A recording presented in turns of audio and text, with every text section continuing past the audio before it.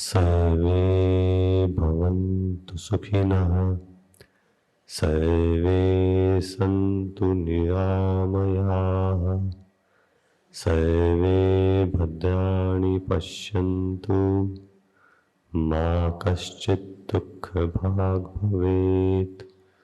ओम शांति शांति शांति।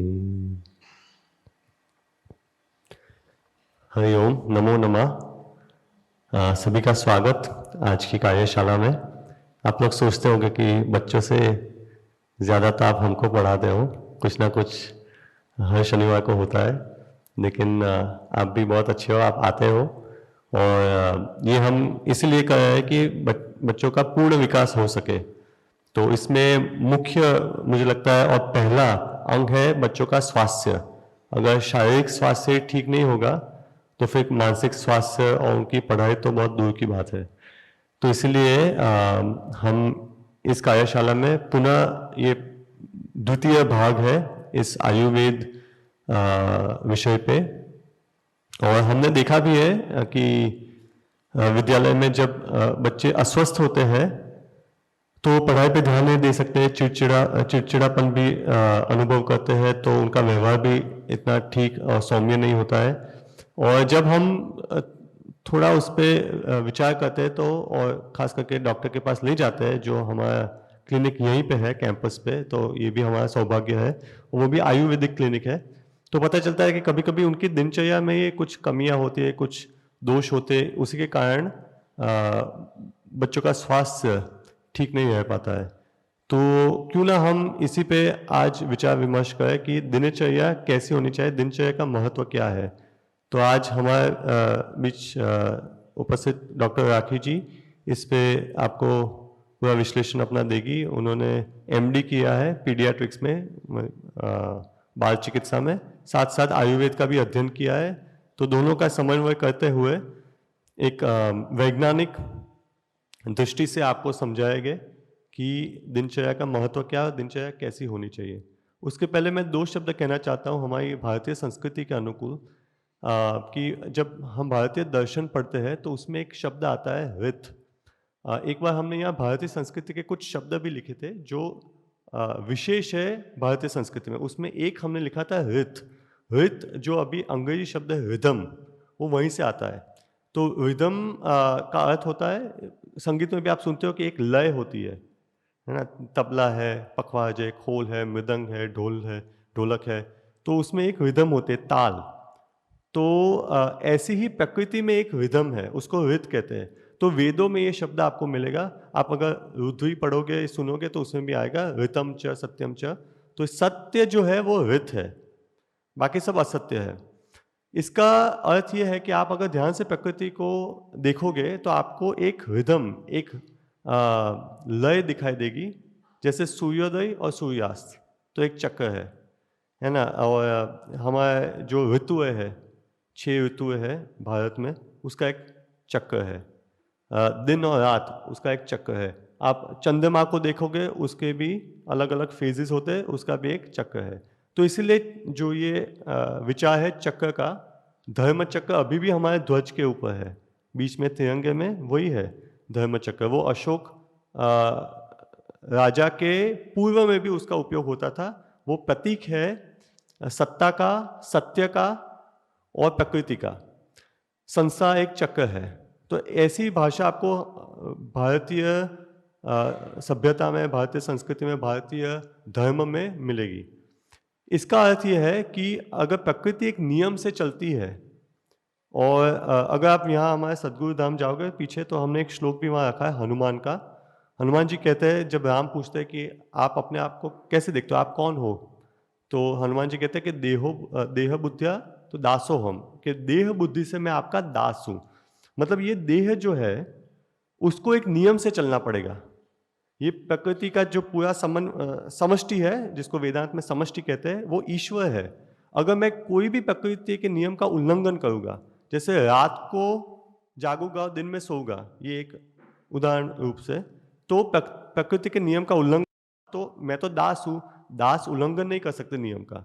तो क्या मिलेगा, स्वामी क्या देगा उनको, दंड देगा। तो दंड मिलेगा, है ना। कर्म अवश्य में वो भुक्तव्यम, ऐसा शास्त्र में कहा कि वो उसका कर्म का फल मिलेगा। या अगर आप रात को जागोगे तो उसका फल मिलेगा, रात को सोओगे तो उसका भी फल मिलेगा, शुभाशुभम जो भी हो। तो इसीलिए बहुत आवश्यक है कि हम प्रकृति के नियम को समझें, उसके अनुकूल, उसके अनुरूप हम अपनी दिनचर्या बनाएं। तो क्या होगा कि प्रकृति के साथ साथ हम चलेंगे। अगर पानी का बहाव एक ओर है और आप दूसरी ओर तैरना चाहते हो तो बहुत संघर्ष होगा, उसमें दुख होगा। लेकिन प्रकृति के बहाव के साथ साथ आप अपनी नाव को चलाओगे तो बहुत आसानी से आपका बेड़ा पार हो जाएगा। तो अभी इसलिए हम चाहते हैं कि ये मैंने एक आपको दृष्टिकोण दिया है कि आयुर्वेद, जिसको पंचम वेद कहते हैं, वो इसी से जुड़ा हुआ है, प्रकृति के नियम से, हित से, सत्य से। तो इसीलिए अगर सत्य के मार्ग पे चलना है, धर्म के मार्ग पे चलना है, तो हमें अपनी पहले दिनचर्या देखनी पड़ेगी और उसमें जो भी सुधार लाने हैं वो लाने पड़ेंगे। तो मैं स्वागत करता हूँ डॉक्टर राखी ठक्कर जी का कि वो आए और हम सब के साथ आयुर्वेद के विचार साझा करें। नमस्ते और पुनः स्वागत है सभी का। जैसा अभी हमने सुना कि ऋत वो सत्य, तो जो बच्चे होते हैं वो तो सत्य से ज़्यादा संलग्न होते हैं। जैसे जैसे हम बड़े होते हैं तो माया का आवरण होता है और वो सत्य का अंश ढक जाता है। तो बच्चों को नियम में रखना तो बहुत सहज है, क्योंकि वो सत्य से इतने नज़दीक हैं, इतने समीप हैं। डेली रूटीन, ये आज हमारा विषय है, दिनचर्या। तो आप एक 21 डे चैलेंज होता है, आपने सुना होगा कि 21 दिन तक आप एक ही चीज़ करते रहिए तो वो आपकी आदत बन जाएगी, वो हैबिट बन जाएगी, फिर आपको करने में कठिनाई नहीं होगी। तो बच्चे को आप 21 दिन तक रोज़ शाम को 4 बजे चॉकलेट खिलाइए और 22वें दिन से वो ऐसा होगा ही नहीं कि आप उसको चॉकलेट दिए बिना रह पाएंगे, क्योंकि वो उसे चाहिए। तो इतने आसानी से बच्चे जो हैं रूटीन में जा सकते हैं। तो दोनों जैसा बताया अभी कि शुभाशुभम है ना, शुभ अशुभ दोनों ही, वो रूटीन में जाना बहुत उनके लिए आसान होता है। तो हम क्यों एक रूटीन, एक दिनचर्या का पालन करें। आजकल जो जीवन है वो हम स्वच्छंद होते जा रहे हैं, आधुनिक होने के नाम में, मॉडर्न होने के नाम में, कि हम जब चाहे हम करेंगे। क्यों नियम क्यों हैं? तो वो स्वच्छंदता एक स्वतंत्रता नहीं है, क्योंकि जैसा आपने सुना हम उसके प्रकृति के अधीन हैं। और जब हम किसी चीज़ के अधीन होते हैं तो हमें उसके नियम का पालन करना पड़ता है, नहीं तो दंड मिलता है। दिनचर्या का पालन क्यों करना? आयुर्वेद की दृष्टि से आयुर्वेद का प्रयोजन क्या है कि स्वस्थस्य स्वास्थ्य रक्षणम और आतुरस्य विकार प्रशमनम। कि हम सोचते हैं आयुर्वेद मतलब क्या, कुछ कड़वी दवाई, चूर्ण, काढ़ा, लेकिन नहीं। दो उसके प्रयोजन, उसके दो एम्स हैं। पहला है स्वस्थस्य स्वास्थ्य रक्षणम, कि जो स्वस्थ है मनुष्य उसका स्वास्थ्य बना रहे, हेल्थ उसकी बनी रहे, ये पहला प्रयोजन है। और दूसरा है आतुरस्य विकार प्रशमनम, कि जो आतुर है, जो पीड़ित है किसी रोग से और आतुर है ठीक होने के लिए, उसको हम ठीक कर सकें। तो पहले तो प्रिवेंटिव एस्पेक्ट है, यानी कि हम बीमार पड़े ही नहीं। तो वो हम देखते हैं कि दिनचर्या क्या होती है, और आयुर्वेद में दिनचर्या दी है। तो अगर हम ये अपेक्षा रखते हैं कि बच्चा दिनचर्या का पालन करे, तो पहले तो हमें ही करना पड़ेगा, क्योंकि हम नहीं करेंगे तो वो नहीं करेगा। तो दिनचर्या का पालन करने से क्या लाभ होता है? पहला, अच्छा पाचन, क्योंकि जो सूर्य है, हम आगे देखेंगे किस प्रकार सूर्य का जो चक्र है और चंद्र का चक्र है हमारे शरीर से संलग्न है, क्योंकि हम भी प्रकृति के अंश हैं।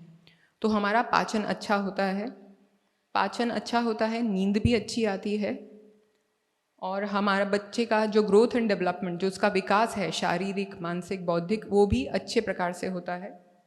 उसकी इम्यूनिटी, उसकी रोग प्रतिकारक शक्ति भी अच्छी होती है। तो आजकल जो हम देखते हैं बच्चों को बार बार इन्फेक्शन होते हैं, या ऑटो इम्यून डिजीज़ेस, मतलब कि खुद ही के अगेंस्ट अपनी इम्यूनिटी काम करती है और अपने ही सेल्स को का नाश करती है। ऐसे रोग बहुत बढ़ते जा रहे हैं, एलर्जीज़, इन्फेक्शंस, ये सब कुछ ये इम्यूनिटी में आता है। तो ये ऐसे सब रोग बढ़ रहे हैं। तो क्यों बढ़ रहे हैं? हमने आहार के बारे में पिछली बार सुना था, तो इस बार विहार यानी कि हमारा लाइफस्टाइल और मनोव्यापार मतलब हमारे मन की दशा, उसके बारे में देखेंगे।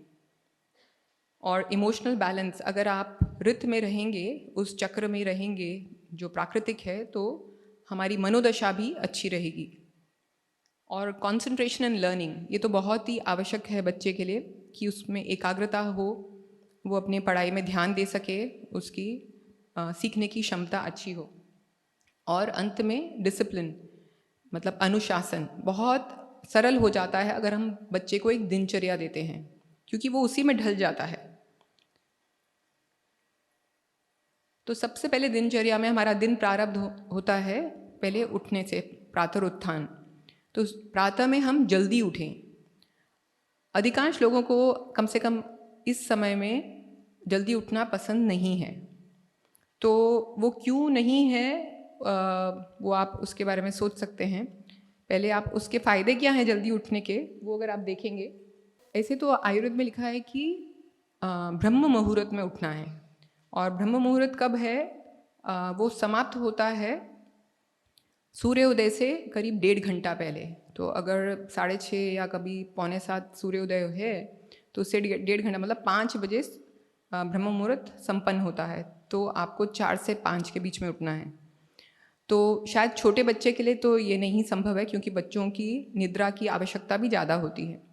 पर कम से कम सूर्य उदय से पहले 1.5 घंटा नहीं, ब्रह्म मुहूर्त नहीं, बट सूर्य उदय से तो पहले ही उठना चाहिए।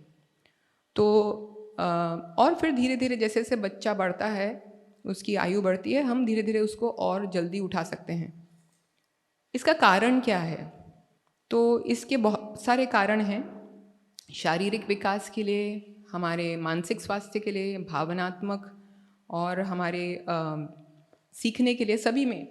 तो पहले आप देखें इधर लेफ्ट साइड में ये चक्र है, इसे कहते हैं बायोलॉजिकल क्लॉक। एक तो घड़ी है जो बाहर दीवार पे है, और एक घड़ी हमारे अंदर है जो सूर्य के साथ संलग्न है। आपने देखा होगा कई ऐसे देश हैं नॉर्थ पोल के पास जहाँ कुछ महीने सर्दियों में बहुत कम सूर्य उदय होता है, मतलब सूर्य केवल 3-4 घंटे ही रहता है। तो वहाँ डिप्रेशन की बीमारी बहुत ज़्यादा देखी जाती है। तो ये बायोलॉजिकल क्लॉक है। ये जैसे यहाँ 5 बजे, 7 बजे, 9 बजे, इस प्रकार। तो आप देख रहे हैं कि अलग अलग अंगों में हमारी जो शक्ति का संचार है वो बदलता रहता है। तो अगर हम सुबह जल्दी उठते हैं 5 से 7 के बीच में, तो लार्ज इंटेस्टाइन मतलब जो हमारा अपान क्षेत्र है वो सक्रिय होता है, और जो मल का उत्सर्ग है, मल निष्कासन क्रिया बहुत सरल हो जाती है। उसी खान पान पे अगर आप 1:30 से 9-10 बजे उठेंगे, तो वो जो एनर्जी है, जो शक्ति है, वो यहाँ से जाकर 9 बजे तक पेट में, और उसके बाद हमारी तिल्ली, या जिसको गुजराती में बरोड़ बोलते हैं, स्प्लीन, वहाँ चली जाइए। तो उसका कार्य, जो लार्ज इंटेस्टाइन का कार्य है, वो ठीक से नहीं हो पाएगा। तो ये एक मुख्य कारण है।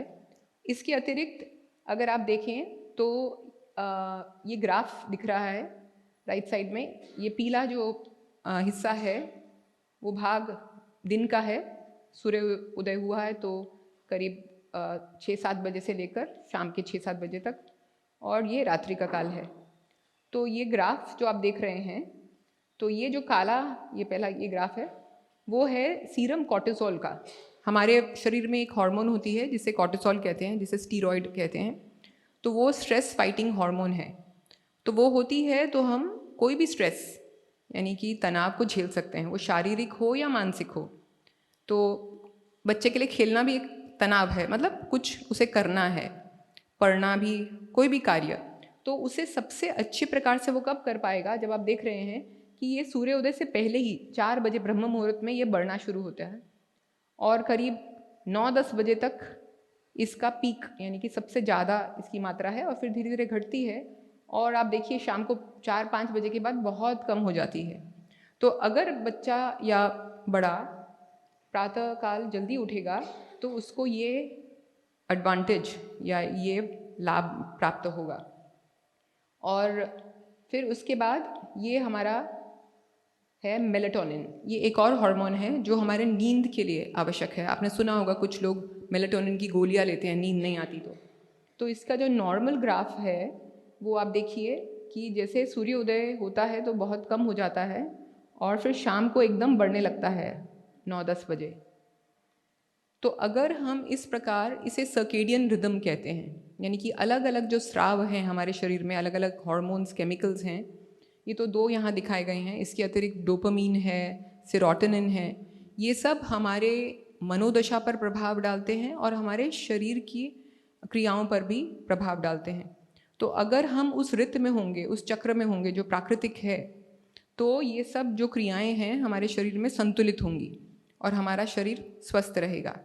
अगर हम देर से उठेंगे तो हम इसके विरुद्ध जा रहे हैं, हमारी गति इसके विरुद्ध है, तो एक संघर्ष होगा। आपने देखा होगा प्रकृति में सुबह सुबह मुर्गे बांग देते हैं सूर्योदय से पहले, चिड़ियाँ भी चहचहाने लगती हैं क्योंकि वो उस ऋत में, प्राकृतिक चक्र में संलग्न हैं और हम उससे विरुद्ध जाते हैं, इसलिए हम बीमार पड़ते हैं। तो फिर कई लोग बोलते हैं कि ठीक है अब स्कूल जाते हैं तो जल्दी उठना ही पड़ेगा, संडे को तो छुट्टी होती है। पर क्या सूर्योदय नहीं होता संडे को? वो तो सूर्य का ही वार है, रविवार, सन का ही दिन है। तो उस दिन हम जब ये नियम भंग करते हैं ना कि आज संडे है, आज छुट्टी है, तो वो चक्र टूट जाता है हमारा और फिर वो उस पहिए में रहना, उस फ्लो में रहना मुश्किल हो जाता है। तो संडे भी उतना ही महत्वपूर्ण है और उठना है। ठीक है, उस दिन स्कूल नहीं जाना है तो हम उसे और रोचक बना सकते हैं उठने के कार्यक्रम को। तो आज हम बीच पे जाएंगे या आज हम खेलेंगे बच्चों के साथ कुछ बाहर आउटडोर गेम्स, सूर्य का स्वागत करेंगे, बाहर सूर्य प्रकाश हमें मिलेगा तो विटामिन डी मिलेगा। तो उसे आप रोचक बनाइए कि अगर वो एक बंधन जैसा लगेगा, पनिशमेंट लगेगा, तो बच्चा कभी नहीं करेगा। तो हम जब उसका पीछे का तर्क समझ पाएंगे तो उसे हम रोचक ढंग से प्रस्तुत कर सकते हैं और उसका लाभ ले सकते हैं। और इसके अतिरिक्त ये तो जो फिजियोलॉजिकल यानी कि शरीर में जो सब हार्मोन्स हैं, केमिकल्स हैं, क्रियाएं हैं, वो अच्छे से होंगी। इसके अतिरिक्त अगर आप देर से उठें या बच्चा देर से उठे तो उसके पास समय भी नहीं रहता है, क्योंकि कुछ कुछ क्रियाएं सुबह करनी पड़ती हैं स्कूल जाने से पहले, तो समय कम होने के कारण फिर वो क्रियाएं नहीं हो पाती। तो उसका क्या प्रभाव होता है वो भी हम आगे देखेंगे। पहले उठ के थोड़ा पानी पिएं। ये पानी जो है वो हमारे गैस्ट्रोकोलिक रिफ्लेक्स को स्टिमुलेट करता है। मतलब क्या? गैस्ट्रो मतलब हमारा स्टमक, पेट, और कोलिक मतलब कोलन यानी कि हमारी बड़ी आंत। तो जैसे ही हम पानी पीते हैं तो अंदर जो हमारी नर्व्स हैं, हमारे चेतन तंतु हैं, उनमें एक संदेश आता है और हमारी आंत काम करना शुरू करती है।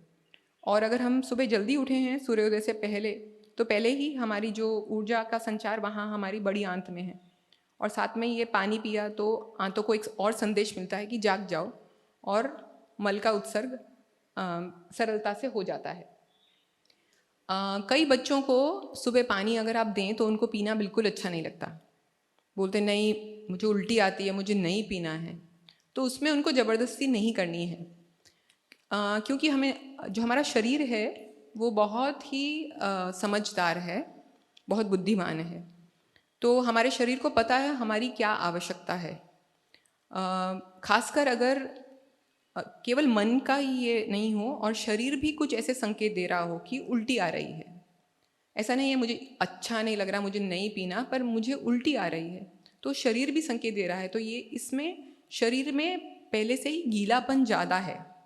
अगर शरीर में आम होगा, हमने पिछली बार आम की बात की थी, तो उसमें क्लेद है यानी कि गीलापन है, तो उसमें ऐसा हो सकता है कि आप उसे पानी देंगे और वो भी सूर्योदय से पहले, तो बच्चा बोले कि नहीं मुझे उल्टी लगती है तो मुझे नहीं पीना है।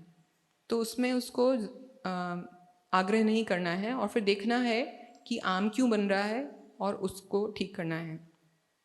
ऋतु के अनुसार हम मटके का पानी पी सकते हैं।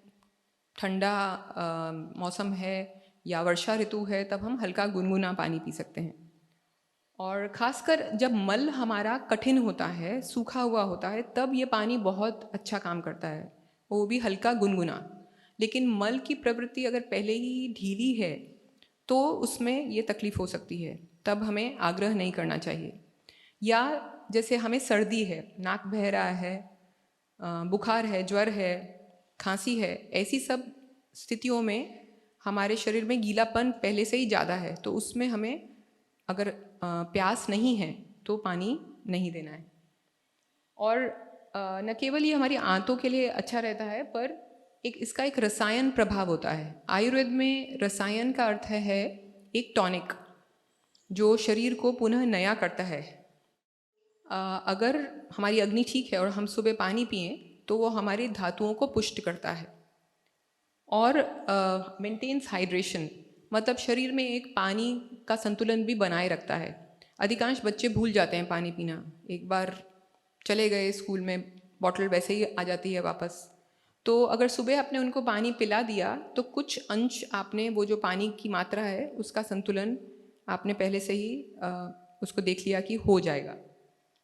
और जैसे मैंने पहले ही कहा कि अगर शरीर की अग्नि मंद है और आम है, तब पानी हमें मतलब बलपूर्वक नहीं पिलाना है। पानी पीने के बाद हम सबसे पहला कार्य करेंगे कि मल त्याग करने के लिए जाएंगे।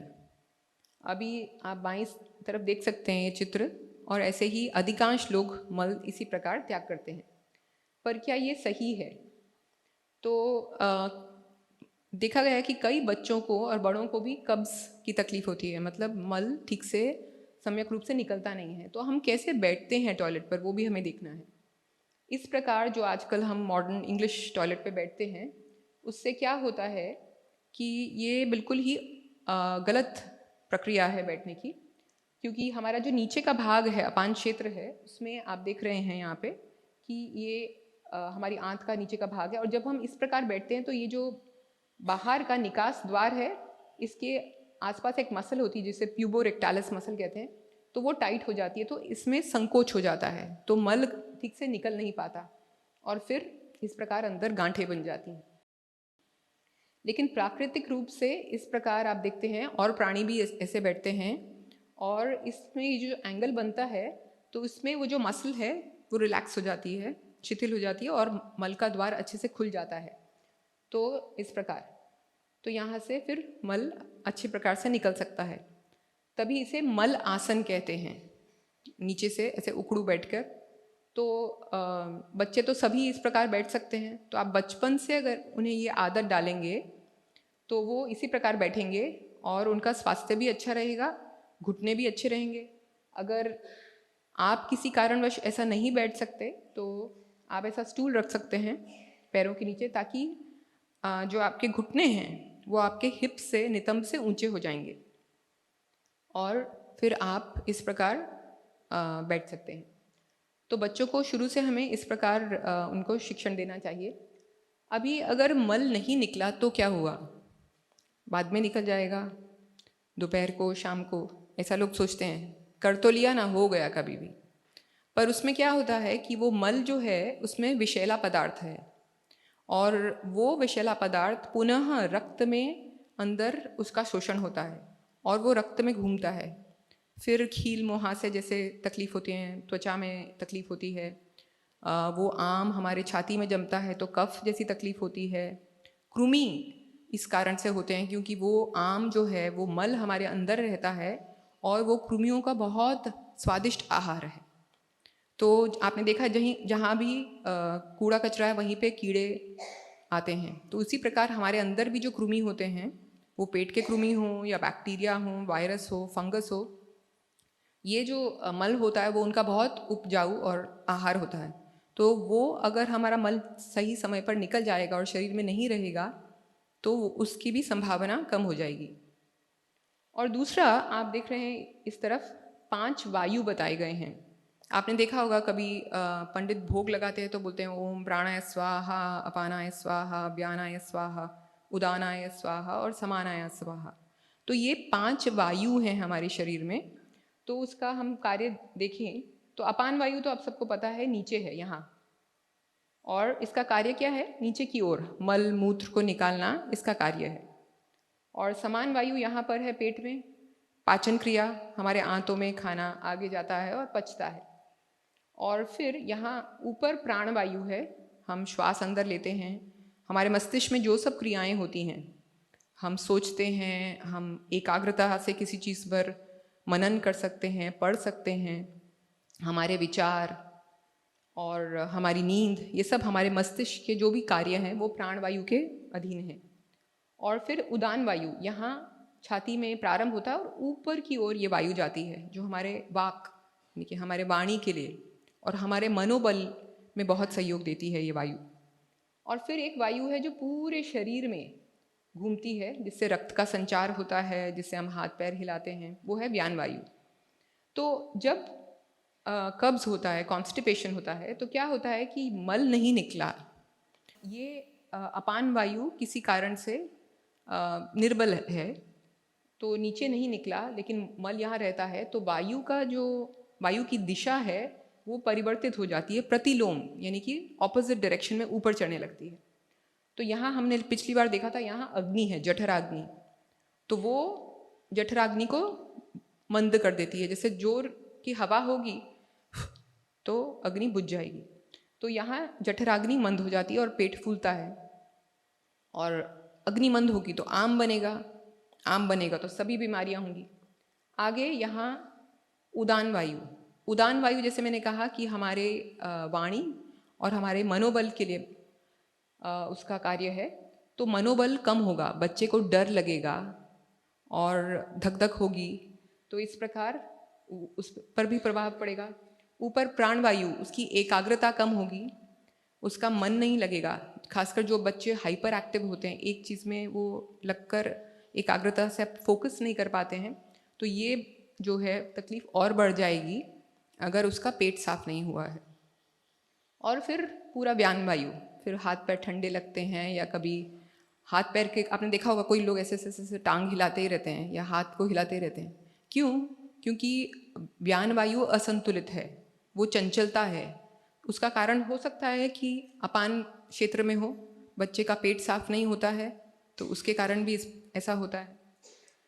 और तो बच्चे का ध्यान नहीं होगा क्लास में, तो वो ठीक से पढ़ नहीं पाएगा, उसे समझ नहीं आएगा, स्मरण शक्ति कम होगी। और फिर क्या करेगा कि वो मल तो कभी ना कभी वेग आएगा, स्कूल में आएगा, फिर वो स्कूल में टॉयलेट जाएगा, तो फिर उसकी क्लास भी मिस होगी।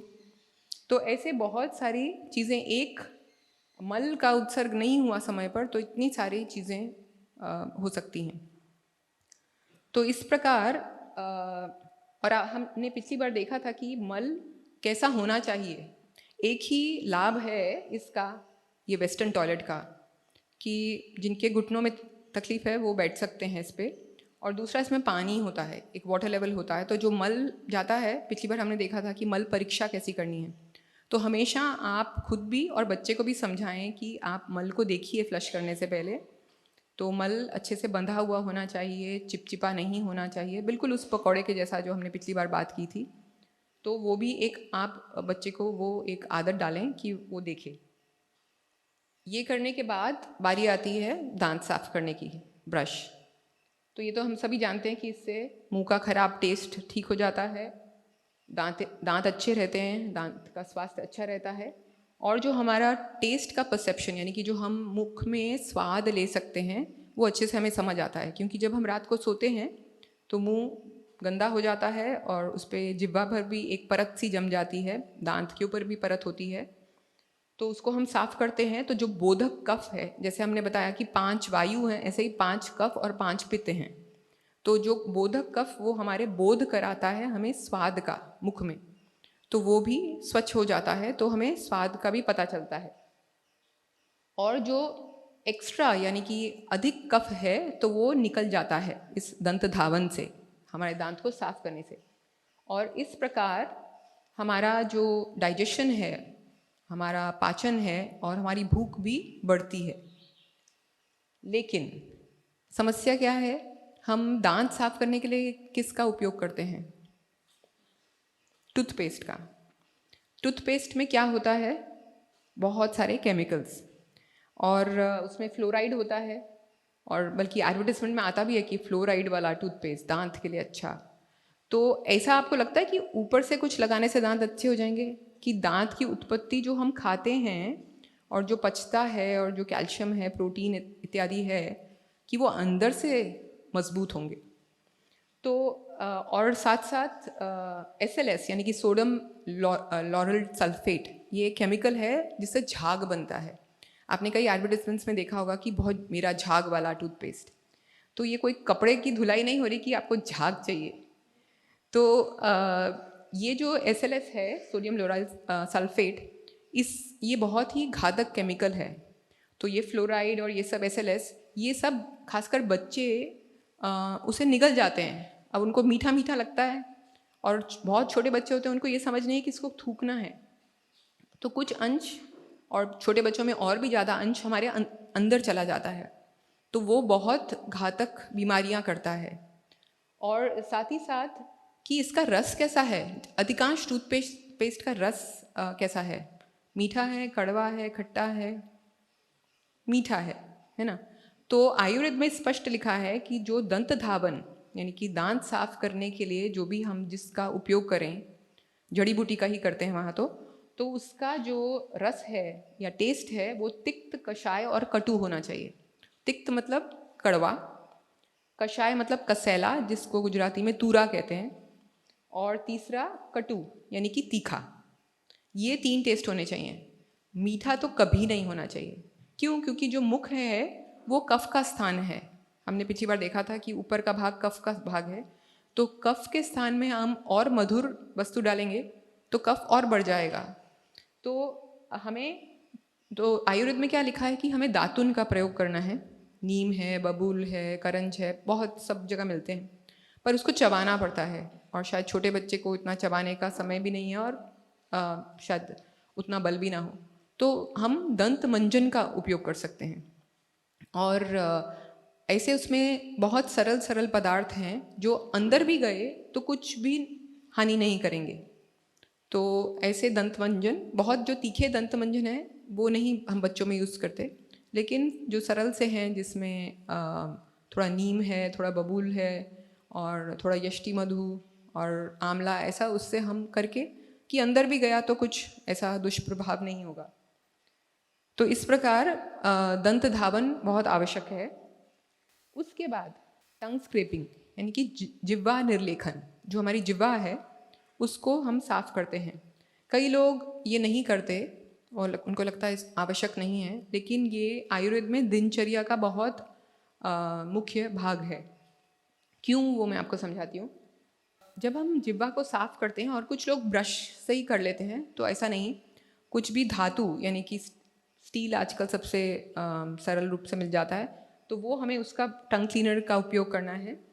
और इसमें आप उसे साफ करेंगे तो ये एक दर्पण है, जो हमारी जिह्वा है वो हमारे आंतों का दर्पण है। तो वैद्य नाड़ी और जिह्वा से बहुत कुछ जान लेते हैं। तो जीभ दिखाओ जब वो बोलते हैं तो उनको पूरा अंदर का समझ आ जाता है। क्यों? देखिए आप यहाँ पर ये जो अलग अलग अंग बताए गए हैं, आपको पीछे से दिख रहा है कि नहीं, ये जीभ बाहर निकली हुई है, तो आगे का जो भाग है यहाँ पर, ये हृदय, ये यहाँ से शुरू होता है और ये हृदय है। दोनों साइड में 2 फेफड़े हैं, फिर यहाँ हमारा पेट है, पीछे पैनक्रियाज है, ये सबसे पीछे हमारी ये बड़ी आंत है, यहाँ स्प्लीन यानी कि तिल्ली, ये लिवर, यकृत, और इधर पीछे 2 साइड में किडनीज। तो जहाँ पर अधिकांश आपने देखा होगा बच्चों का और कई बार बड़ों का भी, पीछे यहाँ सफ़ेद सफ़ेद जमा होता है, तो वो आंत का स्थान है ना। तो आंत में अगर आम जमा है तो वो आपको जीभ में पीछे दिखेगा, किडनी में है तो आपको इधर और इधर दिखेगा, इस प्रकार से। तो आप देखिए जिह्वा जो है, जिह्वा निर्लेखन के बाद साफ कर दें, उसके बाद वो स्वच्छ दिखनी चाहिए, उसका कलर पिंक गुलाबी होना चाहिए, उस पर कुछ परत नहीं होनी चाहिए, और अगर परत है इसका अर्थ है कि अंदर आम है। तो जैसे आप इसमें देख रहे हैं चित्र में, ये सब आम है यहाँ पर भी, और यहाँ आपको दिख रहा है कि नहीं, छोटे छोटे दाने दिख रहे हैं स्ट्रॉबेरी जैसा, और फिर यहाँ ये जीभ के कुछ कुछ भाग लाल हो रखे हैं, ऐसा मैप सा बना हुआ है। आपने कई बच्चों के जीभ पे देखा होगा, जैसे वर्ल्ड मैप बना होता है। तो ये सब हमें अलग अलग चीज़ें बताता है। ऐसे सफ़ेद परत है तो आम है, थोड़ी पीली परत है तो शायद साथ में पित्त भी है, काली है परत, ब्राउन है तो वात भी है। ऐसे छोटे छोटे दाने हैं स्ट्रॉबेरी जैसे, इसका मतलब अंदर पेट में कृमि है। और ऐसे ज्योग्राफी का मैप बना हुआ है तो मतलब बच्चा बहुत तनाव में है और मतलब उसका जो शरीर है वो टूट रहा है, मन भी टूट रहा है और साथ में शरीर भी दुर्बल हो रहा है।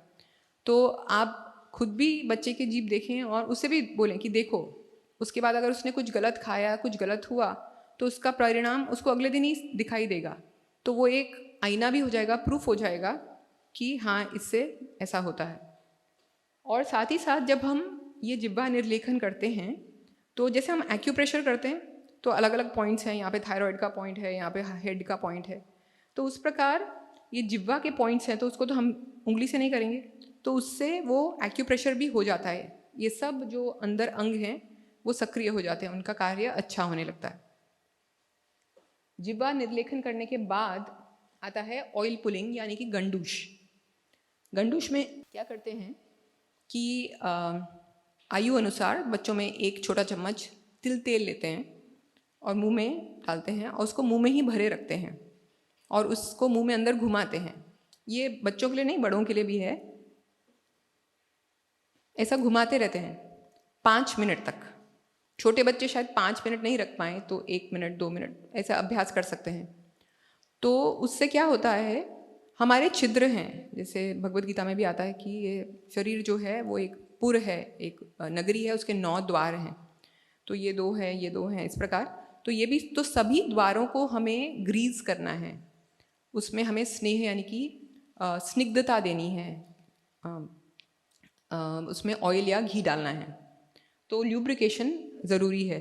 तो इस प्रकार यहाँ पर हमारा ल्यूब्रिकेशन होता है और फिर उसे अंदर नहीं लेना है, उसे थूक देना है, क्योंकि उससे सारे टॉक्सिन्स जो भी है, विष है, वो उसमें आएगा और फिर उसे हम थूक देना है।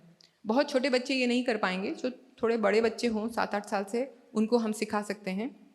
और इससे क्या होगा कि विष तो निकलेगा ही, साथ ही साथ ये जैसे मैंने बताया ल्यूब्रिकेशन, कोई भी मशीन होती है उसमें हम तेल डालते हैं तो वो ठीक काम करती है। उसी प्रकार हमारी ये मशीन भी सभी छिद्रों में, नाक में, कान में, सब हमें घी या तेल डालना है। और इससे जो हमारी इंद्रियां हैं, हमारी दृष्टि है, हमारे कर्ण हैं, हमारी घ्राण इंद्रिय है, ये सब बहुत अच्छे रहते हैं बहुत लंबे आयु तक। हम देखते हैं कि बुढ़ापे में कान कम सुनने लगते हैं, दृष्टि भी कमज़ोर हो जाती है। तो ऐसे सब हम करेंगे तो हमारे लंबी उम्र तक ये सब हमारे इंद्रियां अच्छी रहेंगी। और कॉन्स्टिपेशन इसको भी ठीक करता है, क्योंकि जैसे मैंने बताया कि हमारा आंत की यहाँ से ही शुरुआत हो जाती है, मतलब हमारे डाइजेस्टिव सिस्टम की। तो मुख है, फिर अन्न नली है, फिर स्टमक है, ऐसा। तो उससे कॉन्स्टिपेशन भी ठीक होता है। लेकिन जब बुखार हो, जब सर्दी खांसी हो, यानी कि आम की अवस्था हो या पेट खराब हो, उस समय कोई भी ऐसा तेल या घी वाली क्रिया नहीं करनी है। मुख को करने के बाद पूरे शरीर में भी अभ्यंग करना है, तैल अभ्यंग मतलब मालिश करनी है। ये तो दिनचर्या का भाग है, मतलब दैनिक होना चाहिए अभ्यंग, ऐसा लिखा है आयुर्वेद में। अब समय का कभी अभाव होता है और हम जितना देर से उठेंगे उतना और अभाव होगा, तो कम से कम सप्ताह में 1-2 बार तो करना ही चाहिए। एक छुट्टी तो होती ही है, अवकाश होता है, तब तो करना ही चाहिए। और इससे क्या होता है कि हमारा शरीर दृढ़ होता है, हमारी जो इंद्रियां हैं वो भी दृढ़ होती हैं। छोटे बच्चों का विकास बहुत अच्छा होता है, खासकर आपने देखा होगा छोटे बिल्कुल शिशु होते हैं, जितना आप उनका अभ्यंग करेंगे यानी कि तेल मालिश करेंगे तो उनका विकास शारीरिक और बौद्धिक दोनों जल्दी होता है। स्किन भी, हमारी त्वचा भी मुलायम रहती है। और आप जाने या न जाने जो मर्म पॉइंट्स हैं पूरे शरीर में, वो भी आप उसको उत्प्रेरित करते हैं, तो वो उत्प्रेरित होते हैं तो अंदर के जो अंग उनसे कनेक्टेड हैं वो भी उत्प्रेरित होते हैं और उनकी भी क्रिया अच्छे प्रकार से होती है। और नींद भी बच्चे को अच्छी आती है। इसमें भी वही बातें हैं कि अगर आम हो तो बुखार हो, खांसी हो या वज़न बहुत ज़्यादा हो तो उस परिस्थिति में हमें तेल का प्रयोग नहीं करना है। और आयुर्वेद में ऐसा लिखा है, अगर पूरे शरीर का कभी न कर पाएँ तो 3 भाग हैं शरीर के जहाँ ज़रूर अभ्यंग करना चाहिए। एक हमारा सिर, एक कान और एक हमारे पैर। तो पैर के तलवे और सिर और कान, इनका ज़रूर हमें अभ्यंग करना चाहिए। इसके बाद बारी आती है व्यायाम की। तो इतना सब करने के बाद ये सुबह का जो समय है प्रातःकाल, वो कफ का समय है, तो उस समय व्यायाम बहुत आवश्यक है। अगर स्कूल जाने के कारण इतना जल्दी नहीं कर सकते तो थोड़ा सा भी अगर हम 10-15 मिनट भी करें और कुछ कपालभाति ऐसा प्राणायाम करें, क्योंकि बच्चों का जो की अवस्था है वो भी कफ की अवस्था है। हमारा जो जीवन का पहला काल होता है यानी कि बाल्यकाल, कफ ज़्यादा होता है और प्रकृति अनुसार अपनी अपनी सबकी देह की प्रकृति है तो उसमें भी कम ज़्यादा होता है, लेकिन फिर भी कोई भी एक व्यक्ति का देखें तो उसके बचपन में कफ ज़्यादा होता है और युवा अवस्था में पित्त की मात्रा अधिक होती है और वृद्धावस्था में वायु बढ़ जाता है, वात। तो प्रातःकाल में जो ये व्यायाम है वो उस कफ को संतुलित करने का काम करता है। और ये तो हम जानते ही हैं, पूरा शरीर हमारा, पाचन, हमारे हड्डियाँ, हमारे मसल्स, स्नायु सभी कुछ सुदृढ़ होते हैं अगर हम व्यायाम करते हैं। इसके बाद स्नान। तो स्नान तो सभी करते हैं। कई बार ऐसा होता है कि समय नहीं होता तो माता पिता बोलते हैं कि रात को नहा के सो जाओ, सुबह टाइम नहीं होगा नहाने का। तो वो सही नहीं है। क्यों? क्योंकि एक तो रात को भोजन किया होता है और भोजन के बाद अगर हम स्नान करेंगे तो हमारी जठराग्नि मंद हो जाती है, और अगर हम स्नान करके भोजन करेंगे तो हमारी अग्नि प्रदीप्त होती है। आपको अनुभव होगा, जैसे छोटे बच्चे को भी अगर आप देखो तो आपने मालिश की, उसको नहलाया, एकदम वो दूध के लिए रोता है। या आपने कभी खुद भी आप नहा के आए हो तो आपको समझ आता है कि पेट में जो एंजाइम्स हैं वो निकल रहे हैं और भूख लगती है। तो इसलिए हमेशा जो ब्रेकफास्ट है, जो भी सुबह का आहार है, वो नहाने के बाद ही होना चाहिए। और इससे न केवल शरीर की स्वच्छता होती है, बट हमारी, जैसे मैंने कहा, जठराग्नि प्रदीप्त होती है। जठराग्नि प्रदीप्त होगी तो आम नहीं बनेगा, आम नहीं बनेगा तो रोग नहीं होगा, और हमारे मानसिक स्वास्थ्य पर भी इसका बहुत प्रभाव पड़ता है। इसमें केवल एक ध्यान रखना है कि जो हम बहुत गर्म पानी से स्नान नहीं करना चाहिए, क्योंकि उससे हमारे त्वचा का तेल जो है, जो प्राकृतिक तेल है हमारे अंदर त्वचा में, वो निकल जाता है। और बहुत स्ट्रॉन्ग साबुन भी नहीं उपयोग करना चाहिए, क्योंकि जब हम बहुत ऐसे केमिकल वाला साबुन का प्रयोग करते हैं, कुछ साबुन दिखाए जाते हैं एडवर्टिजमेंट में कि वो एक्चुअली हॉस्पिटल में यूज़ करने के लिए, उसमें डिसइंफेक्टेंट होता है, तो वो हॉस्पिटल में डॉक्टर्स या नर्सेस के द्वारा उपयोग करने का साबुन है। वो बच्चे की कोमल त्वचा पर उपयोग करने का साबुन नहीं है। तो जितना साबुन कोमल हो और उसका कम से कम प्रयोग हो वो अच्छा है। नहीं तो आप उपटन, मसूर दाल का आटा एक बहुत सरल इसका सब्स्टिट्यूट है, तो आप उसका उपयोग कर सकते हैं। मसूर दाल, छोटे नवजात शिशु को भी उसका आटा बना दीजिए और उससे करिए, तो तेल भी निकल जाएगा, गंदगी भी निकल जाएगी और त्वचा में निखार भी आएगा। और फिर से यही कॉन्ट्रा इंडिकेशन, कब नहीं करना स्नान, वो भी हमें जानना है। ज्वर में, बुखार में कभी भी स्नान नहीं करना चाहिए। जैसे तेल नहीं लगाना चाहिए, वैसे स्नान भी नहीं करना चाहिए। पेट खराब हो, यानी कि आम की अवस्था हो, दस्त हो रहे हैं, तब भी स्नान नहीं करना है। सर्दी हो रखी है, खांसी जुकाम हो रहा है, तब भी स्नान न करें। और खाने के बाद तो कभी स्नान न करें। कम से कम 3 घंटे की अवधि होनी चाहिए कि खाना हमारे स्टमक, जठर से नीचे आंत में जाए और फिर स्नान कर सकते हैं। सबसे अच्छा यही होगा कि हम खाने से पहले स्नान करें। इसके बाद नस्य। नस्य आयुर्वेद में लिखा है कि नासा ही शिरोद्वारम, कि नाक जो है वो सिर का द्वार है। तो जब हम कुछ दवाई नाक में डालते हैं ऐसे लिटाकर और सिर को ऐसे पीछे रखते हैं, तो वो सीधा मस्तिष्क में जाती है। तो जैसा मैंने बताया ये 9 द्वार हैं, तो उनकी ऑयलिंग, उसमें स्निग्धता चाहिए।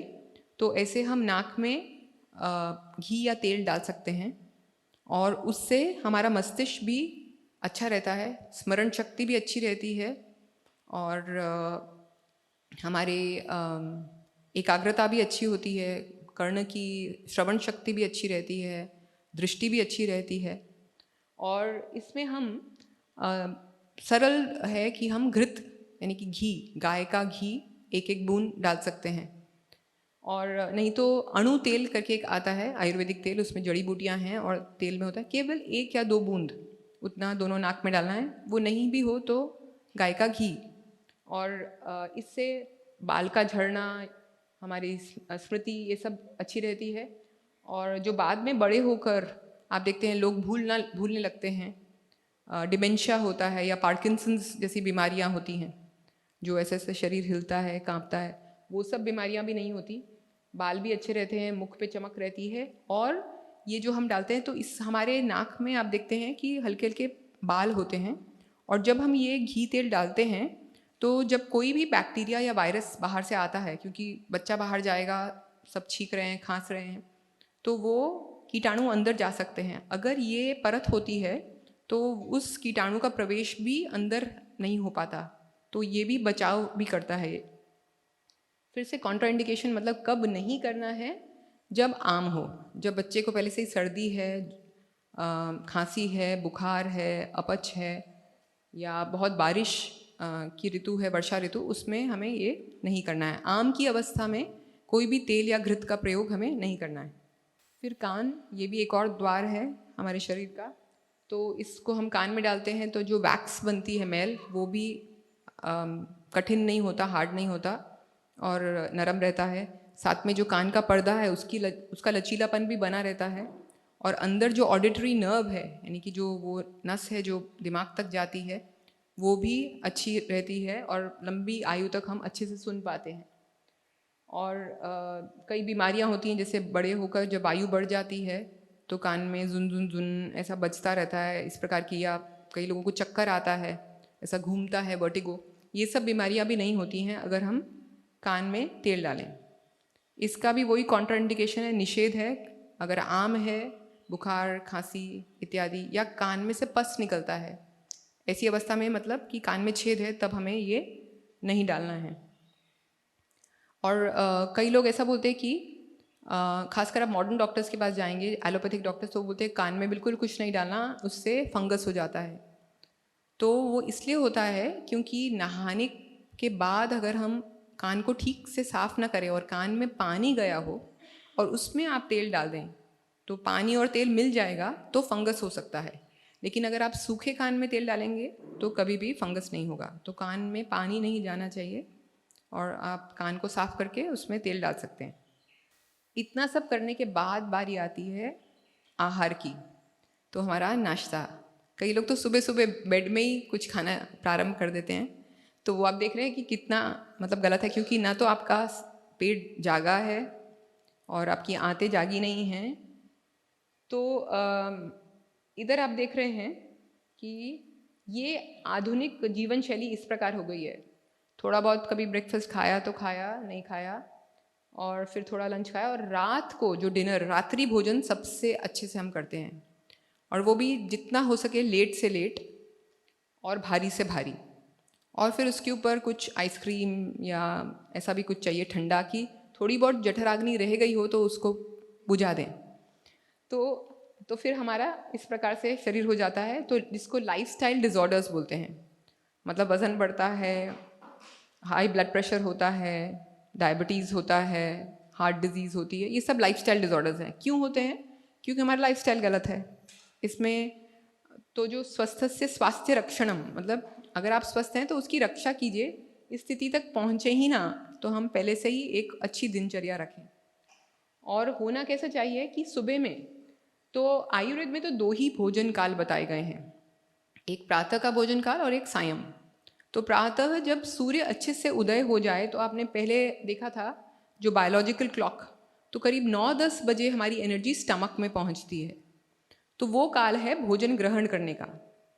तो पुराने समय में ऐसा ही होता था कि 9-10 बजे या तो लोग घर से खा के निकलते थे, जिसको आजकल हम ब्रंच बोलते हैं, और या अगर कोई खेत में काम करता था और सुबह जल्दी जाता था तो उनका खाना वहाँ खेत में पहुँचा दिया जाता था 10 बजे तक, क्योंकि सूर्य अच्छे से चरम अपना उसका उदय हो गया है, और 10 से 12 में वो सबसे ज़्यादा सूर्य की अग्नि है। और सूर्य की अग्नि और हमारी जठराग्नि दोनों का बहुत घनिष्ठ संबंध है। तो जितनी ज़्यादा सूर्य की अग्नि होगी उतनी तीव्र हमारी जठराग्नि होगी। तो उस समय हम अगर 10 बजे खाएंगे तो 12-1 बजे तक सूर्य की अग्नि अच्छी है, हमारे एंजाइम्स पाचक द्रव्य अच्छे हैं, तो अच्छे से पचन हो जाएगा। तो कुछ भारी भी खाया है तो उस समय पच जाता है। और वही भोजन अगर हम रात को देर से खाएंगे तो जठराग्नि नहीं है तो वो आम में परिवर्तित होता है। तो इसलिए अब हमारे क्योंकि हमारी बाकी जो दिनचर्या है, हमें ऑफिस जाना है, बच्चों को स्कूल जाना है, तो कई बार वो 10 बजे का ब्रंच नहीं हो पाता। तो जैसा हमें अनुकूल हो, लंच और ब्रेकफास्ट हम यहाँ पर ब्रेक देते हैं करीब 9:45 बजे, तो वो बहुत अच्छा समय है। तो उस समय बच्चे खा सकते हैं। और कई बार बच्चों की जठराग्नि तभी प्रदीप्त होती है, सुबह सुबह अगर उन्हें बोले कि आप खा के जाओ, ये लो थोड़ा दूध पी के जाओ, तो बच्चा बोलता है नहीं मुझे उल्टी आती है। तो वही दूध आप उसको शाम को पिलाते हो तो वो पी लेता है, आनाकानी नहीं करता। सुबह क्यों? क्योंकि प्रातः काल एक तो कफ का काल है, और वैसे ही जैसे मैंने बताया जीवन का पहला अंश कफ का है, बाल्यावस्था, बीच का जो युवा अवस्था है वो पित्त है, और अंत में वात है, बुढ़ापा। वैसे ही दिन में भी ऐसा ही है, दिन का पहला भाग सूर्योदय के बाद कफ का काल है। आप देखते हो बच्चों को जब खांसी वांसी होती है तो सुबह ज़्यादा खांसते हैं।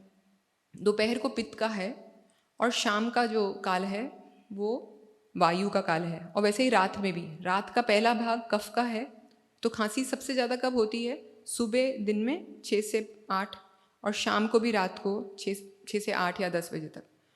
तो वो उस समय आप उनको कफ के काल में बल से खिलाएंगे तो उनके लिए अच्छा नहीं है। अगर शरीर बता रहा है कि इसको खाने से मुझे उल्टी लग रही है, इसका मतलब आम है या कफ ज़्यादा है शरीर में, तो उस समय आप उसे खिलाकर आप उसका बल कभी भी बढ़ाएंगे नहीं, उसके धातुओं का पोषण नहीं होगा, केवल आम रोग बढ़ेगा।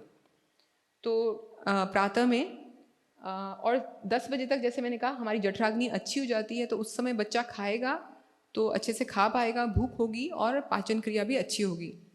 और फिर उसके बाद लंच हम खा सकते हैं। हाँ, कभी कभी थोड़ा लंच ब्रेकफास्ट से ज़्यादा हो सकता है, वो चल जाएगा क्योंकि वो फिर भी दिन में है। लेकिन मुख्य बात यह है कि रात को हमारा भोजन अल्प होना चाहिए, कम होना चाहिए, और हल्का सुपाच्य होना चाहिए कि अच्छे से पच जाए, और जितना जल्दी हो सके वो होना चाहिए। और अगर भूख नहीं है, वो हमने पिछली बार भी बात की थी, भूख नहीं है इसका मतलब अग्नि नहीं है, उस समय बलपूर्वक बच्चे को खिलाना तो वो उसका अहित होता है।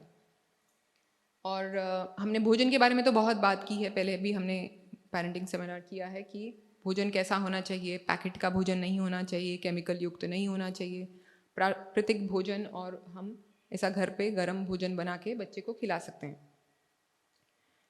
और अब देखें कि पशु जो हैं, ऋत की बात हुई थी, तो बच्चे होते हैं वो भी ऋत के साथ जुड़े हुए होते हैं, और जैसे जैसे बड़े होते हैं तो वो जुड़ाव कम हो जाता है। पशु भी, एक कोई पशु बीमार होता है तो आप उसे जाकर उसकी मनपसंद चीज़ खिलाएं, वो नहीं खाता है, वो एक कोने में बैठ जाता है, और जब ठीक होता है तभी खाता है। ऐसे ही हम यहाँ एक गौशाला के उद्घाटन में गए थे, तो वहाँ लड्डू बनाए थे, इतने इतने बड़े लड्डू गाय माता को खिलाने के लिए, और उनकी सुगंध इतनी अच्छी थी कि मुझे ही मन कर रहा था वो लड्डू खाने का। उसमें घी था, गुड़ था, चना था, तिल था, और भी कुछ आटा था, शायद बाजरे का आटा था। तो उसकी सुगंध बहुत अच्छी थी, और वो गाय जो थी वो तृप्त थी क्योंकि सुबह उनका भोजन हो गया था, और फिर शायद किसी ने 1-2 लड्डू भी उनको खिला दिए होंगे। तो हम ले जाके वो लड्डू उठा के उनको खिला रहे थे, लेकिन वो गाय खोल ही नहीं रही थी मुँह, मतलब 1 नहीं 2 नहीं, वो मतलब अधिकांश नहीं खा रही थी। तो उनको भी पता है कि हम तृप्त हैं, तो उनको भूख नहीं है, तो वो इतनी स्वादिष्ट जो चीज़ जो मनुष्य को भी खाने का मन कर रहा है वो भी नहीं खा रही हैं। तो इस प्रकार हमें अपने जो हमारा शरीर है वो सिग्नल देता है, वो हमें संकेत देता है, उससे हमें देखना है और उसके अनुसार हमें करना है। तो प्रातः काल में हम जैसे मैंने कहा कफ का काल है, और खासकर अगर बच्चे को थोड़ी भूख है लेकिन वो दूध नहीं पी सकता क्योंकि उसको उल्टी हो रही है, उसकी कफ प्रकृति है या उसके शरीर में आम है, तो उस समय आप चना दे सकते हैं, भुना हुआ चना। कच्चा नहीं देना क्योंकि कच्चा जठराग्नि पर बहुत भार डालता है और वो उतने पचा नहीं पाते। तो जो भुना चना मिलता है, सींग चना, तो सींग नहीं क्योंकि सींग तो उसमें तेल है तो वो उस समय और कफ करेगा। तो चना बहुत अच्छा है, उसमें प्रोटीन भी है और वो अधिक जो कफ है उसको सोच लेता है। तो वो उस समय वो थोड़ा बच्चा चना या जो मुरमुरा होता है, खील होते हैं, इस प्रकार कुछ खा सकता है अगर उसको उस समय अधिक भूख नहीं है, तो ये अच्छा रहेगा उस समय पे खाने के लिए। उसके बाद क्रीड़ा, प्ले, ये एक बहुत अभिन्न अंग है हमारी दिनचर्या का, खासकर बाल्यावस्था में। इससे न केवल हमारा शारीरिक स्वास्थ्य अच्छा होता है पर हमारा मानसिक स्वास्थ्य, हमारी एकाग्रता, हमारी पढ़ाई में, हमारी स्मृति और हमारा शरीर का भी विकास होता है। और जो हमारी मनोदशा है, हमारा भावनात्मक स्वास्थ्य भी अच्छा होता है। बहुत सारी स्टडीज़ हुई हैं कि ग्रोथ हार्मोन, जो एक हार्मोन है जो जिससे शरीर की लंबाई बढ़ती है, ऊंचाई बढ़ती है और शरीर का विकास होता है, जितना हम एक्सरसाइज करते हैं उससे और ज़्यादा वो निकलता है और उससे हमारा शरीर का विकास होता है। हमारी जो मसल्स हैं, स्नायु हैं, वो उतनी मजबूत होती हैं। जो कैल्शियम मेटाबॉलिज्म है, आप देखते हैं रोड पर मजदूर काम करते हैं, वो केवल सूखी रोटी और कभी नमक या कुछ प्याज ऐसा खाते हैं, लेकिन उनकी मसल्स इतनी अच्छी होती हैं और इतना सारा वो काम कर पाते हैं, शारीरिक श्रम कर पाते हैं। क्योंकि वो इतना श्रम करते हैं तो जो कुछ वो खाते हैं वो सब पच जाता है और उस खाने में जो वो पोषक तत्व हैं वो पूरा शरीर उसे सोख लेता है। तो बहुत महंगे आपको कुछ सप्लीमेंट्स या विटामिन्स, इस सब की कुछ भी आवश्यकता नहीं है। जो हमारा साधारण भोजन है, जो प्राकृतिक आहार है, जो हमारे पूर्वज, हमारे दादी नानी सब हमें खिलाते आए हैं, वो पर्याप्त हैं। लेकिन उसे पहले हमें पचाना पड़ेगा। पच जाएगा तो शरीर उसको सोख लेगा और फिर आहार के साथ साथ हमारा विहार, अर्थात हमारा व्यायाम है, शारीरिक क्रिया है, नींद है, ये सब वो सब ठीक होगा तो वो पर्याप्त होता है। तो इस प्रकार हमारे बोन हेल्थ, यानी कि हमारे हड्डियों के लिए, हमारे मांसपेशियों के लिए, हमारे मस्तिष्क के लिए, सभी चीज़ों के लिए व्यायाम बहुत आवश्यक है। तो कम से कम आधे से 1 घंटा बच्चे को दिन में खेलना चाहिए। और खेलना मतलब मैं बाहर आउटडोर गेम्स की बात कर रही हूँ, मतलब बाहर और प्रकृति में खेलें तो सूर्य भी उसका तेज मिलेगा, उससे हमारा विटामिन डी भी बनेगा, हड्डियाँ भी मजबूत होंगी और प्राकृतिक हवा भी हम अंदर लेंगे। घर पे बैठ के इंडोर गेम्स कंप्यूटर पे या मोबाइल, वो प्ले में नहीं आता है। उसके बाद दिन में तो स्कूल जाएगा, खेल लिया शाम को और पढ़ाई भी की। उसके बाद बारी आती है रात्रि भोजन की। तो जैसा हमने पहले ही बताया कि रात्रि भोजन जल्दी से जल्दी होना चाहिए और हल्के से हल्का होना चाहिए।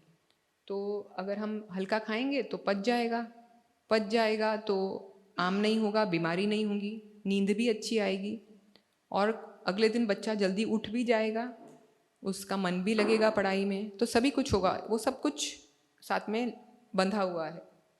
और तो फिर प्रश्न आता है कि रात को दूध, कई लोग होते हैं कि रात को दूध पीना चाहिए।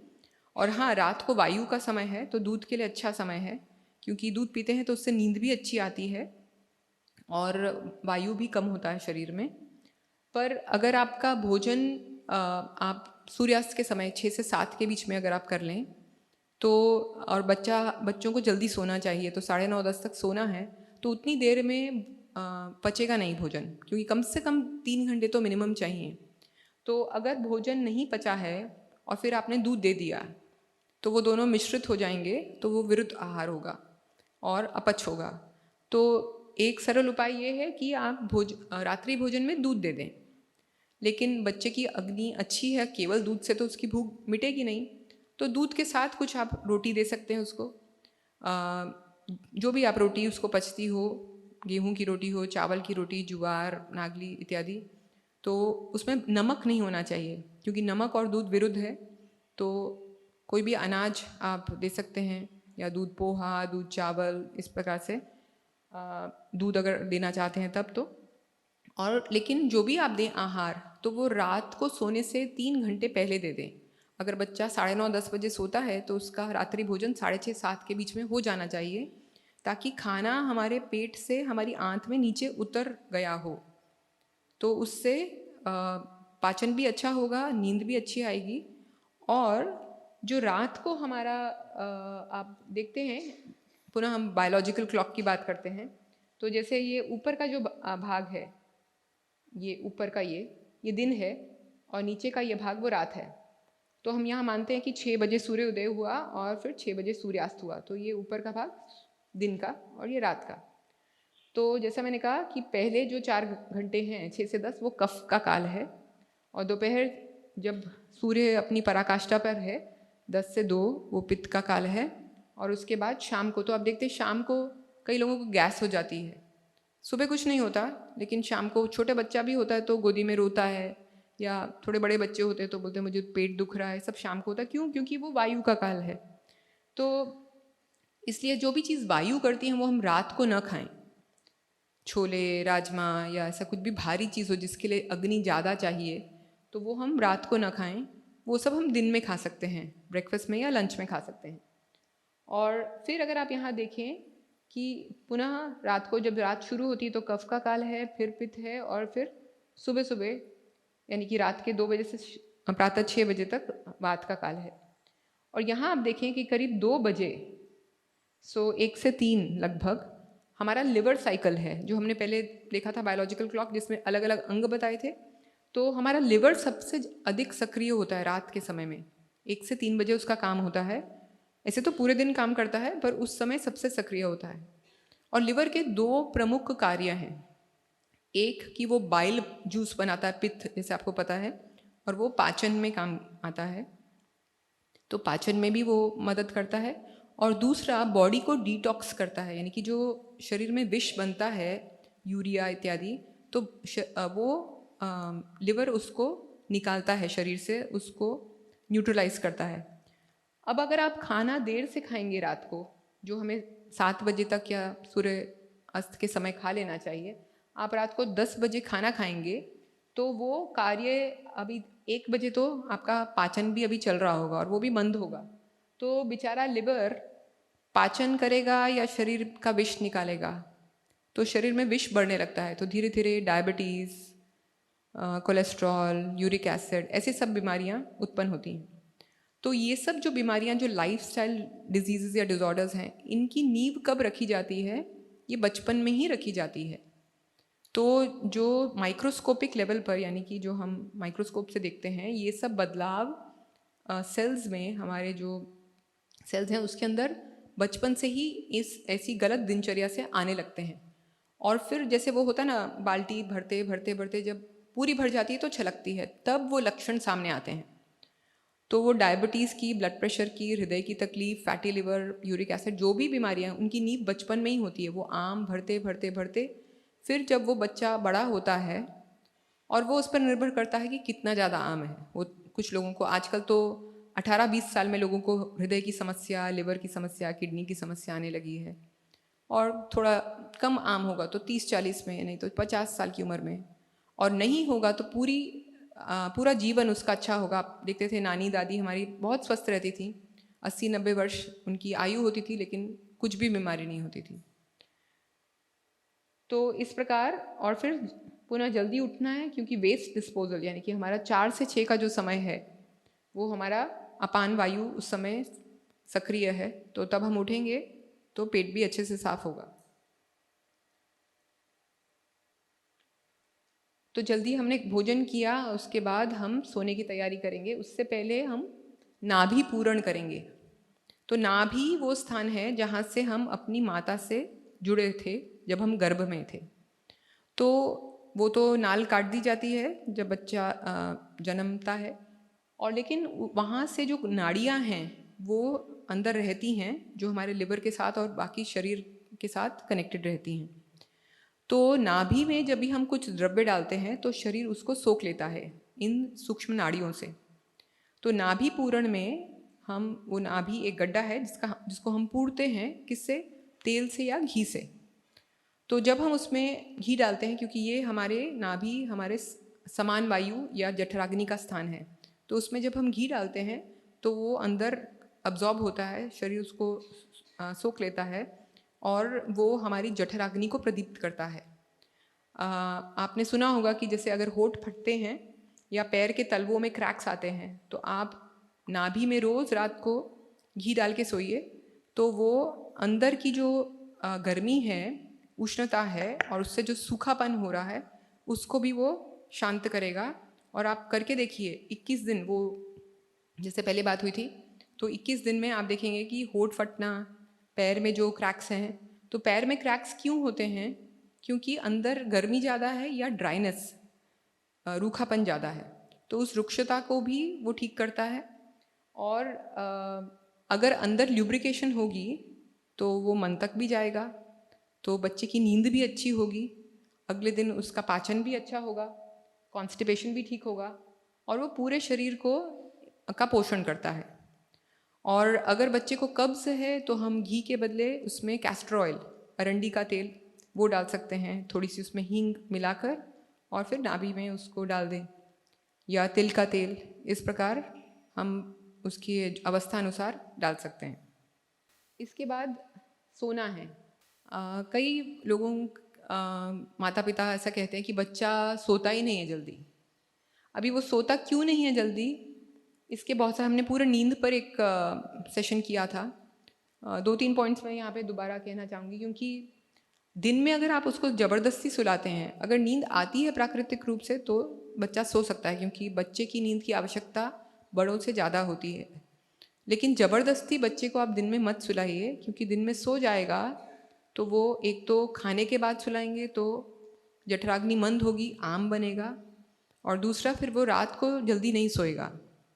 और सबसे इम्पॉर्टेंट रीज़न तो आप जानते ही हैं कि क्यों बच्चा जल्दी नहीं सोता। आप में से कोई बता सकते हैं? रात को क्या करते हैं कि बच्चा जल्दी नहीं सोता है? उस पर भी एक पूरा सेशन हुआ था। स्क्रीन टाइम है ना, उससे जो वो ब्लू लाइट आती है उससे बच्चे की नींद पूरी उड़ जाती है। तो जो भी थोड़ा बहुत स्क्रीन टाइम उसे देना है वो आप दिन में दीजिए, रात को स्क्रीन टाइम बिल्कुल भी नहीं देना है। अच्छी नींद होगी तो जैसा मैंने पहले कहा, लिवर भी अच्छा होगा, पाचन क्रिया अच्छी होगी, इम्यूनिटी अच्छी होगी। आपने देखा वो ग्राफ पहले भी हमने दिखाया कि ये स्टीरॉयड जो हमारे शरीर में हार्मोन है, तो वो जैसे सुबह सुबह मैंने बोला 4 बजे ही बढ़ने लगती है, तो जल्दी उठेंगे तो ये हमको उसका ये लाभ प्राप्त होगा। और फिर आप देखिए सूर्यास्त के समय कितनी कम हो गई, रात को बहुत कम है। जितना आप रात को देर तक जागेंगे उतना शरीर को ज़्यादा स्ट्रेस होगा, क्योंकि ये स्ट्रेस फाइटिंग हार्मोन है और उस समय हमारे शरीर में इसकी मात्रा बहुत कम है, तो वो जगना भी एक स्ट्रेस है, एक तनाव है शरीर के लिए। तो उससे हमारा शरीर दुर्बल होगा, एलर्जीज़, अस्थमा, इस प्रकार की सब बीमारियां बढ़ेंगी, इम्यूनिटी कम होगी, रोग प्रतिकारक शक्ति कम होगी, वायु बढ़ेगी तो हमारी हड्डियां भी कमज़ोर होंगी। तो इस प्रकार से अगर अच्छी इम्यूनिटी चाहिए, रोग प्रतिकारक शक्ति अच्छी चाहिए तो जल्दी सोना है। और नींद खराब होगी तो बच्चे की कंसंट्रेशन अच्छी नहीं होगी। और मेलाटोनिन, हमने पहले देखा था ग्राफ में कि मेलाटोनिन जो निद्रा जनन जो हार्मोन है वो रात को प्रारंभ हो जाता है। जब अंधेरा हो जाता है करीब 8-9 बजे तो उसका स्राव प्रारंभ हो जाता है, तो फिर हम 10 बजे तक सो जाते हैं तो उसका लाभ हमें मिलता है। अगर हम रात को देर तक जगते हैं तो उसके विपरीत जो हार्मोन्स हैं, सेरोटोनिन या डोपामिन, वो शरीर में निकलने लगते हैं और फिर वो नींद भंग हो जाती है और पूरे जो हमारे ब्रेन में जो वेव्स हैं उनकी साइकिल डिस्टर्ब हो जाती है। तो अच्छी एनर्जी लेवल होगी अगर बच्चा अच्छे से सोएगा। और नींद मतलब आयुर्वेद में 3 स्तंभ बताए गए हैं स्वास्थ्य के। ऐसे ट्राइपॉड देखा है आपने, 3 पे खड़ा होता है। तो पहला है आहार, दूसरा है निद्रा और तीसरा है ब्रह्मचर्य। तो ये 3 स्तंभ हैं आरोग्य के। तो जितना हमारा आहार संतुलित होगा, निद्रा हमें सही समय पर और सही मात्रा में मिलेगी। ऐसा नहीं कि कभी भी सो जाएं, कि हमने देखा था अलग अलग आयु में अलग अलग निद्रा की आवश्यकता होती है। बड़े लोग 6 घंटे में भी सो सकते हैं, थोड़े बच्चे हुए हैं तो उनको 8 चाहिए, और छोटे बच्चे हैं तो 10-12 घंटे चाहिए। तो वो उसका समय भी इम्पॉर्टेंट है कि कब सोते हैं। ऐसा नहीं कि कभी भी सो जाएं कि 10 घंटे पूरे करने हैं या 8 घंटे पूरे करने हैं।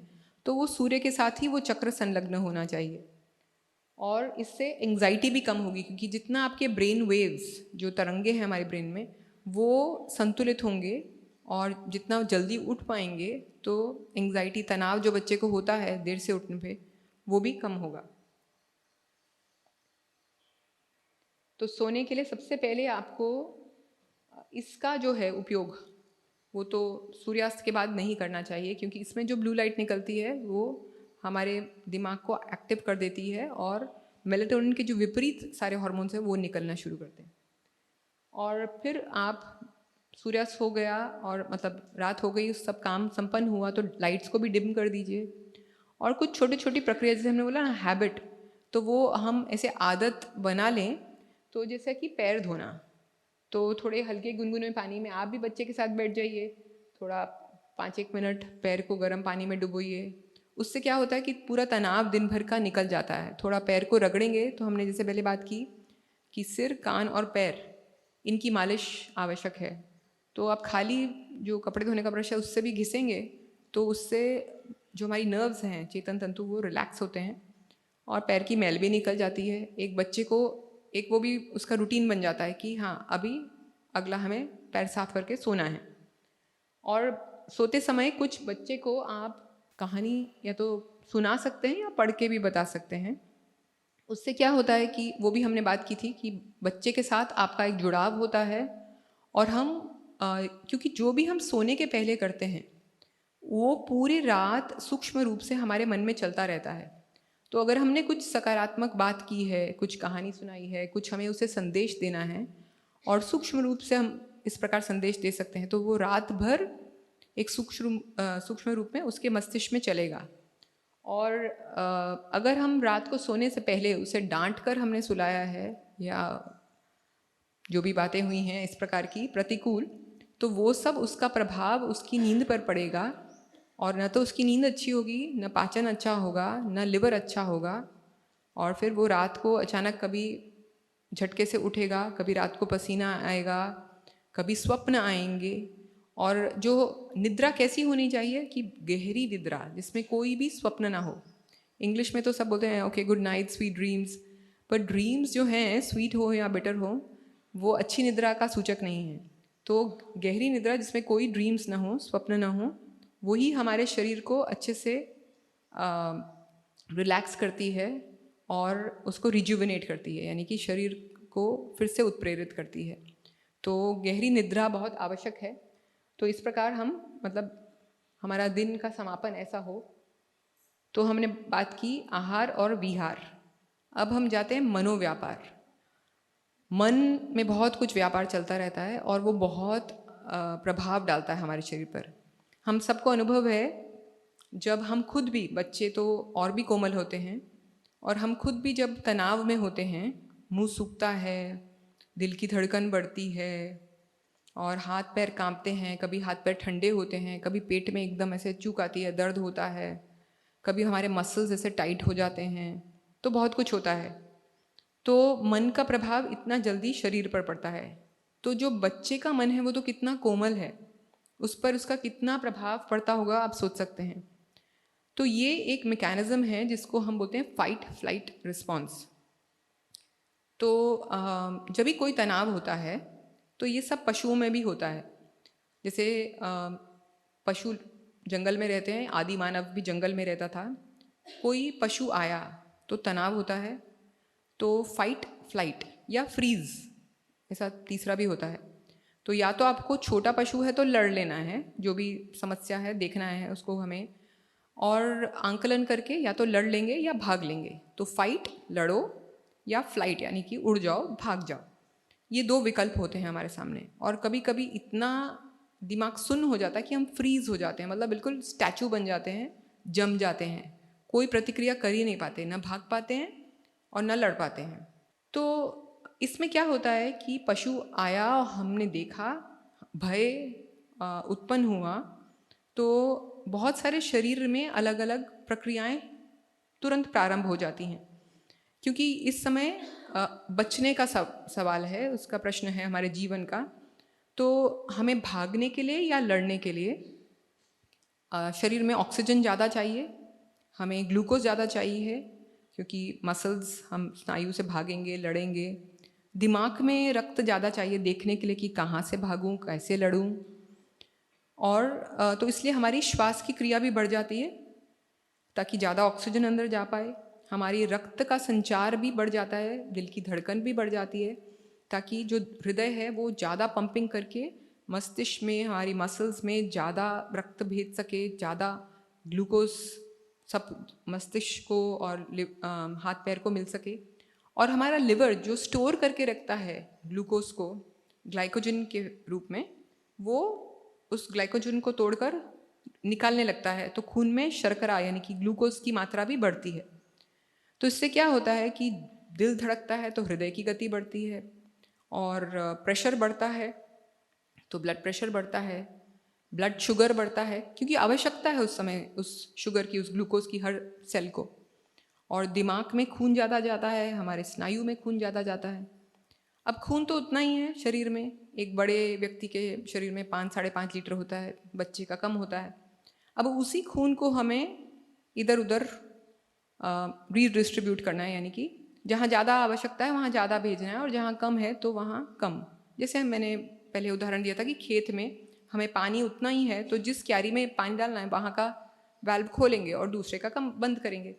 तो ये जो हमारी खून की नसें हैं वो लचीली होती हैं, तो जहाँ ज़्यादा चाहिए वो थोड़ी रिलैक्स करती हैं, चौड़ी हो जाती हैं, वहाँ ज़्यादा रक्त जाता है, और जहाँ नहीं चाहिए वहाँ सिकुड़ जाती हैं, तो वहाँ कम जाता है। तो इस समय में दिमाग में ज़्यादा चाहिए और स्नायु में ज़्यादा चाहिए, तो वहाँ रक्त ज़्यादा जाएगा। अब बेचारी आंतें, उस समय तो उनका कुछ काम नहीं है, तो वहाँ कम जाएगा। किडनी भी उस समय, मल मूत्र ये सब इतना आवश्यक नहीं है, तो उस समय शरीर वहाँ पर खून कम कर देता है, वहाँ पर संकोच होता है ताकि प्रेशर बना रहे और ये ऊपर जा सके। अब वो शेर चला गया तो दोबारा जो सब ग्राफ है अपना नॉर्मल हो जाता है, शुगर भी कम हो जाता है। ये सब न केवल बच्चों में, हम में भी सब यही होता है। तो शुगर भी कम हो गया, हृदय की गति भी सामान्य हो गई, ब्लड प्रेशर भी ठीक हो गया, जो शुगर बढ़ा था, ग्लूकोज बढ़ा था रक्त में, वो भी कम हो गया, सब ठीक हो जाता है। और फिर से आंतों में भी खून जाने लगता है, किडनी में भी खून जाता है, और फिर ऐसा सही रहता है।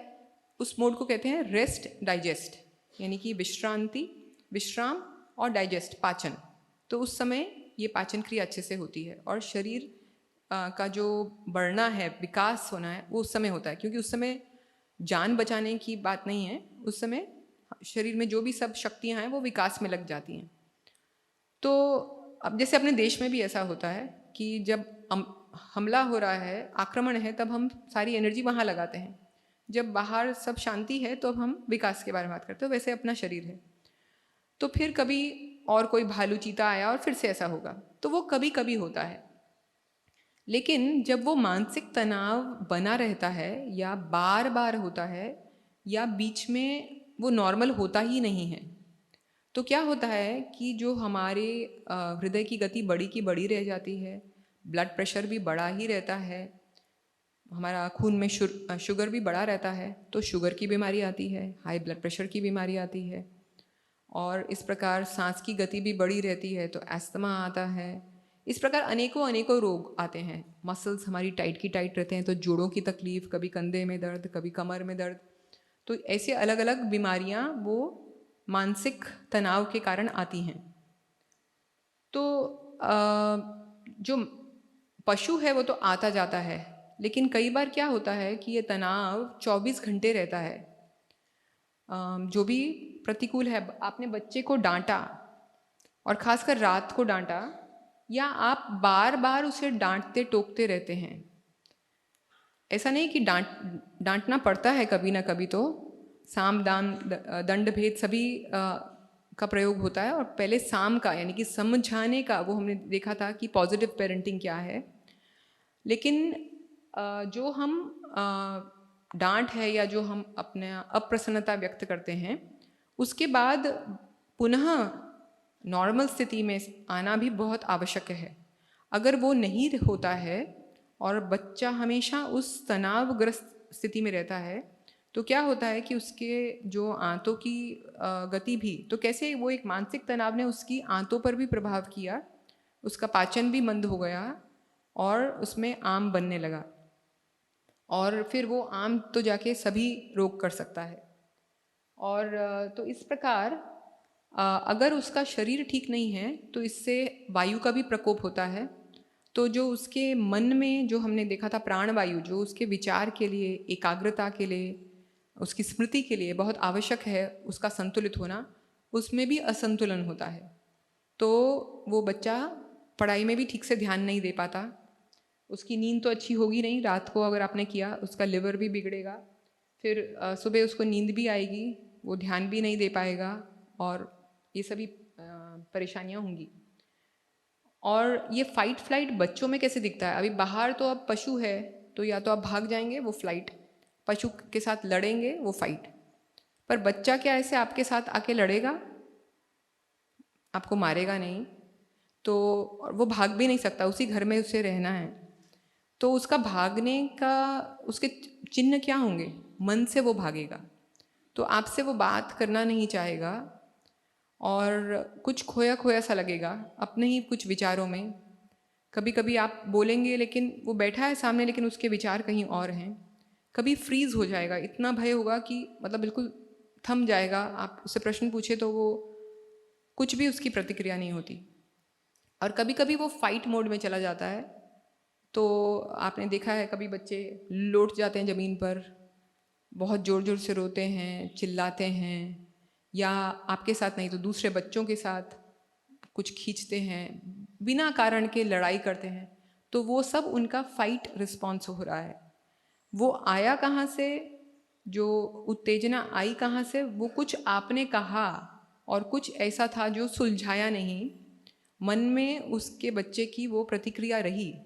अभी वो आपको तो कह नहीं सकता, व्यक्त नहीं कर सकता, तो उसका जो है प्रभाव या तो अन्य बच्चों के साथ आएगा, बच्चा झगड़ालू बनेगा, झगड़ा करेगा या जिद करेगा, और ज़्यादा रोएगा, जो आप बोलेंगे वो नहीं सुनेगा, या कुछ खोया खोया रहेगा, या आपकी बात नहीं सुनेगा। तो इस प्रकार जो मन का प्रभाव हमारा शरीर पर बहुत प्रभाव उसका होता है। अगर आप सोचें कि आहार, विहार और मनोव्यापार तो तीनों ही आवश्यक हैं, और शायद मनोव्यापार का प्रभाव बहुत ही अधिक है। कई हमारे पास बड़े भी पेशेंट्स आते हैं, डायबिटीज़ होती है, और वो आहार जैसा हम बताते हैं वैसा ही करते हैं, और विहार भी, एक्सरसाइज करते हैं, वज़न भी उनका ठीक है, और समय पर सोते हैं, लेकिन अगर मन शांत नहीं है तो उनकी बीमारी ठीक नहीं होती है। तो और बच्चा जो है वो तो और भी कोमल है, और जैसा हमने पिछली बार देखा था कि जो पहले 5 साल में मस्तिष्क का विकास बहुत तीव्र गति से होता है, तो जो सब प्रभाव उसमें उस समय पड़ता है, उसका वो प्रभाव बहुत समय तक, कभी कभी हमारे पूरे जीवन भर रहता है। और उसी समय हमारी आदतें भी बनती हैं, हमारी बाहर की स्थूल आदतें, कब उठना, कब जागना, और कैसे सूक्ष्म आदतें, हमारे मन की किस प्रकार हम सोचते हैं, वो सब भी तभी बनता है। तो इस प्रकार हम दिनचर्या में, और जितना हम उसका पालन करेंगे उतना ही बच्चा करेगा। हम बच्चे को बोलेंगे कि तुम जल्दी उठ जाओ, या तुम ये करो, तुम ये नहीं खाओ, लेकिन हम करेंगे उसके विपरीत, तो बच्चा कभी भी नहीं सुनेगा, क्योंकि उसे समझ ही नहीं आएगा कि उसको लगेगा ये दबाव है, क्योंकि मैं निर्बल हूँ इसलिए मुझ पर दबाव डाल के, और ये तो अपनी तो मनमानी करते हैं। उसको ये समझ नहीं आएगा कि मेरे लिए अच्छा नहीं है, क्योंकि अगर अच्छा नहीं होता तो माता पिता खुद भी नहीं करते। तो बच्चे के मन में ये द्वंद्व होगा, डायलेमा होगा, वो कंफ्यूज हो जाएगा कि ये क्या हो रहा है।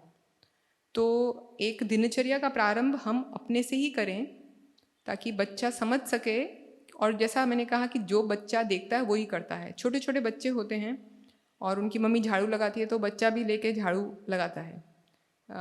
माता पिता प्रणाम करते हैं भगवान को तो बच्चा भी प्रणाम करता है। तो उसको सिखाना नहीं पड़ता, वो अपने आप देखकर वैसा ही करता है। तो जैसा हम करेंगे वो वैसा ही वो करेगा। तो हम दिनचर्या का पालन करें, बच्चा भी वैसे ही करेगा।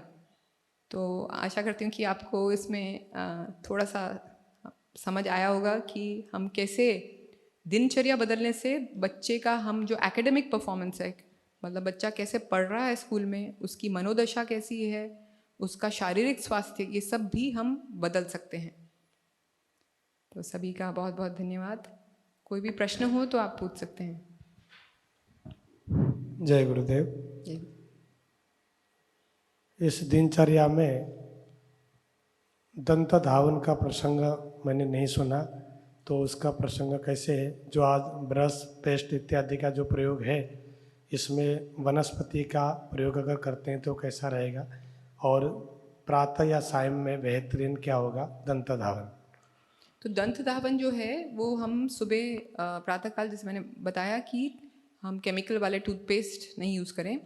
जो सो कॉल्ड हर्बल टूथपेस्ट आता है तो भी उसमें फोमिंग एजेंट भी होता है, फ्लोराइड भी होता है, तो वो केवल नाम मात्र के लिए है कि वो हर्बल है, बाकी सब केमिकल्स अंदर जा रहे हैं, वो भी मीठा होता है। तो दंत मंजन ही अच्छा रहेगा। अगर दातुन कर सकते हैं तो वो ठीक है, लेकिन कभी कभी वो नहीं संभव होता है, तो दंत मंजन बहुत ही सरल उसका पर्याय है। तो वो हम कर सकते हैं और उंगली से भी कर सकते हैं, कभी ब्रश से करना हो तो वो भी कर सकते हैं। और उसमें बहुत सरल होता है, जैसे नीम, बबूल, मेस्वाक, बबूल, इस प्रकार करंज, इस सब के मिलते हैं। और छोटे बच्चों में उसमें थोड़ा यष्टि मधु भी डालते हैं, जिससे उसका स्वाद भी हल्का सा मीठा होता है। लेकिन यष्टि मधु ऐसा एक द्रव्य है जो मीठा होने के साथ साथ कफ को भी कम करता है, जेठी मध जिसको बोलते हैं। तो बच्चा आसानी से कर लेता है और कफ भी नहीं। तो आयुर्वेद में लिखा है कि दंत मंजन या दंत धावन तिक्त, कषाय और कटु रस से होना चाहिए, कभी भी मधुर रस से नहीं होना चाहिए, क्योंकि ये कफ का स्थान है और ये 3 रस कफ के विपरीत हैं। तो उसका नियंत्रण करने के लिए इस प्रकार से हम कर सकते हैं। पूरा दिन बच्चे खेलने के बाद हम लोग पेरेंट्स में भी ऐसे ही करते हो कि शाम को रात को नहलाते हैं सोने से पहले, तो फिर वो अस्वच्छ होके सो जाएगा तो फिर क्या होगा? और खाना खाने के बाद तो हम नहला नहीं सकते, तो उसका थोड़ा सॉल्यूशन। तो शाम को उसे खेलने के बाद वो नहा सकता है, पर रात्रि भोजन से पहले, तो डिनर से पहले नहाना है, रात को सोते समय नहीं नहलाना है।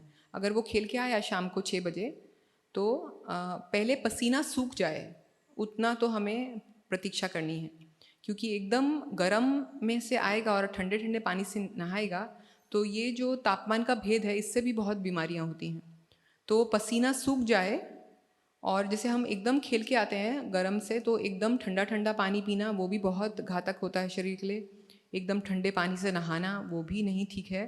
तो बच्चा बैठे, उसकी श्वास की जो गति है वो सामान्य हो जाए, शरीर का तापमान सामान्य हो जाए और पसीना सूख जाए, फिर ही उसे पानी भी पीना चाहिए और फिर ही नहाना चाहिए, और फिर स्नान कर ले और फिर रात्रि भोजन ले ले। तो स्नान करके भोजन करेगा तो और अग्नि प्रदीप्त होगी। मैं भी यहाँ बैठे बैठे सुन रहा था पूरा वर्कशॉप, तो मुझे ऐसे ही मन में एक विचार आया। मैंने प्रेजेंटेशन पहले भी देखा था, मुझे भी रोचक लगा और मुझे लगा आपके लिए लाभकारी होगा। तो यहाँ बैठे बैठे मुझे ये विचार आया कि वैसे आजकल के जो डॉक्टर है वो कभी इस पे बात नहीं करते। क्यों? क्योंकि उनको चाहिए अपनी फीस, है ना। तो आपको बताएगी नहीं कि रोग कैसे आपको ना हो, वो तो चाहते हैं कि आपको रोग हो और आप बार बार आए। डॉक्टर नहीं, मनोवैज्ञानिक भी, हमारे वहाँ ऐसा नहीं है, मैं बाहर की बात कर रहा हूँ, कि वो चाहते हैं कि आप बार बार आते हैं। इसको बोलते हैं रिपीट बिजनेस, रिपीट क्लाइंट, कि आपका क्लाइंट, आपका कस्टमर बार बार आता है। जैसे आप प्रोडक्ट कोई बेचते हो तो एक बार लिया तो उससे तो कोई प्रॉफिट होगा नहीं, आपको बार बार आना पड़ेगा। बिजनेस का ध्येय वाक्य ये है कि रिपीट बिजनेस होना चाहिए, तो इसलिए कस्टमर बार बार आता है। तो यही बिजनेस मॉडल एजुकेशन में भी अब है कि बच्चों से ज़्यादा फीस ले, बच्चों की संख्या बढ़ाते रहे, और मेडिकल साइंस मतलब ये डॉक्टर्स और मनोवैज्ञानिक साइकोलॉजिस्ट भी यही करते हैं, बार बार आते हैं। लेकिन भारतीय संस्कृति में कभी भी शिक्षा और आरोग्य बिजनेस नहीं है। और तीसरा है भोजन, भोजन भी बिजनेस। अभी भी आप पंगत में जाओगे, लंगर में जाओगे, कभी कोई आपको पूछेगा नहीं। तो इसलिए एक तो आपके पैसे बचे, है ना, क्योंकि डॉक्टर कभी कहता नहीं यार, अगर आप डॉक्टर को खास बुलाओगे, अगर हम भी बुलाएंगे तो शादा बाबा को पहले उनको पैसा देना पड़ेगा, इनको हमने कुछ दिया नहीं है इनको।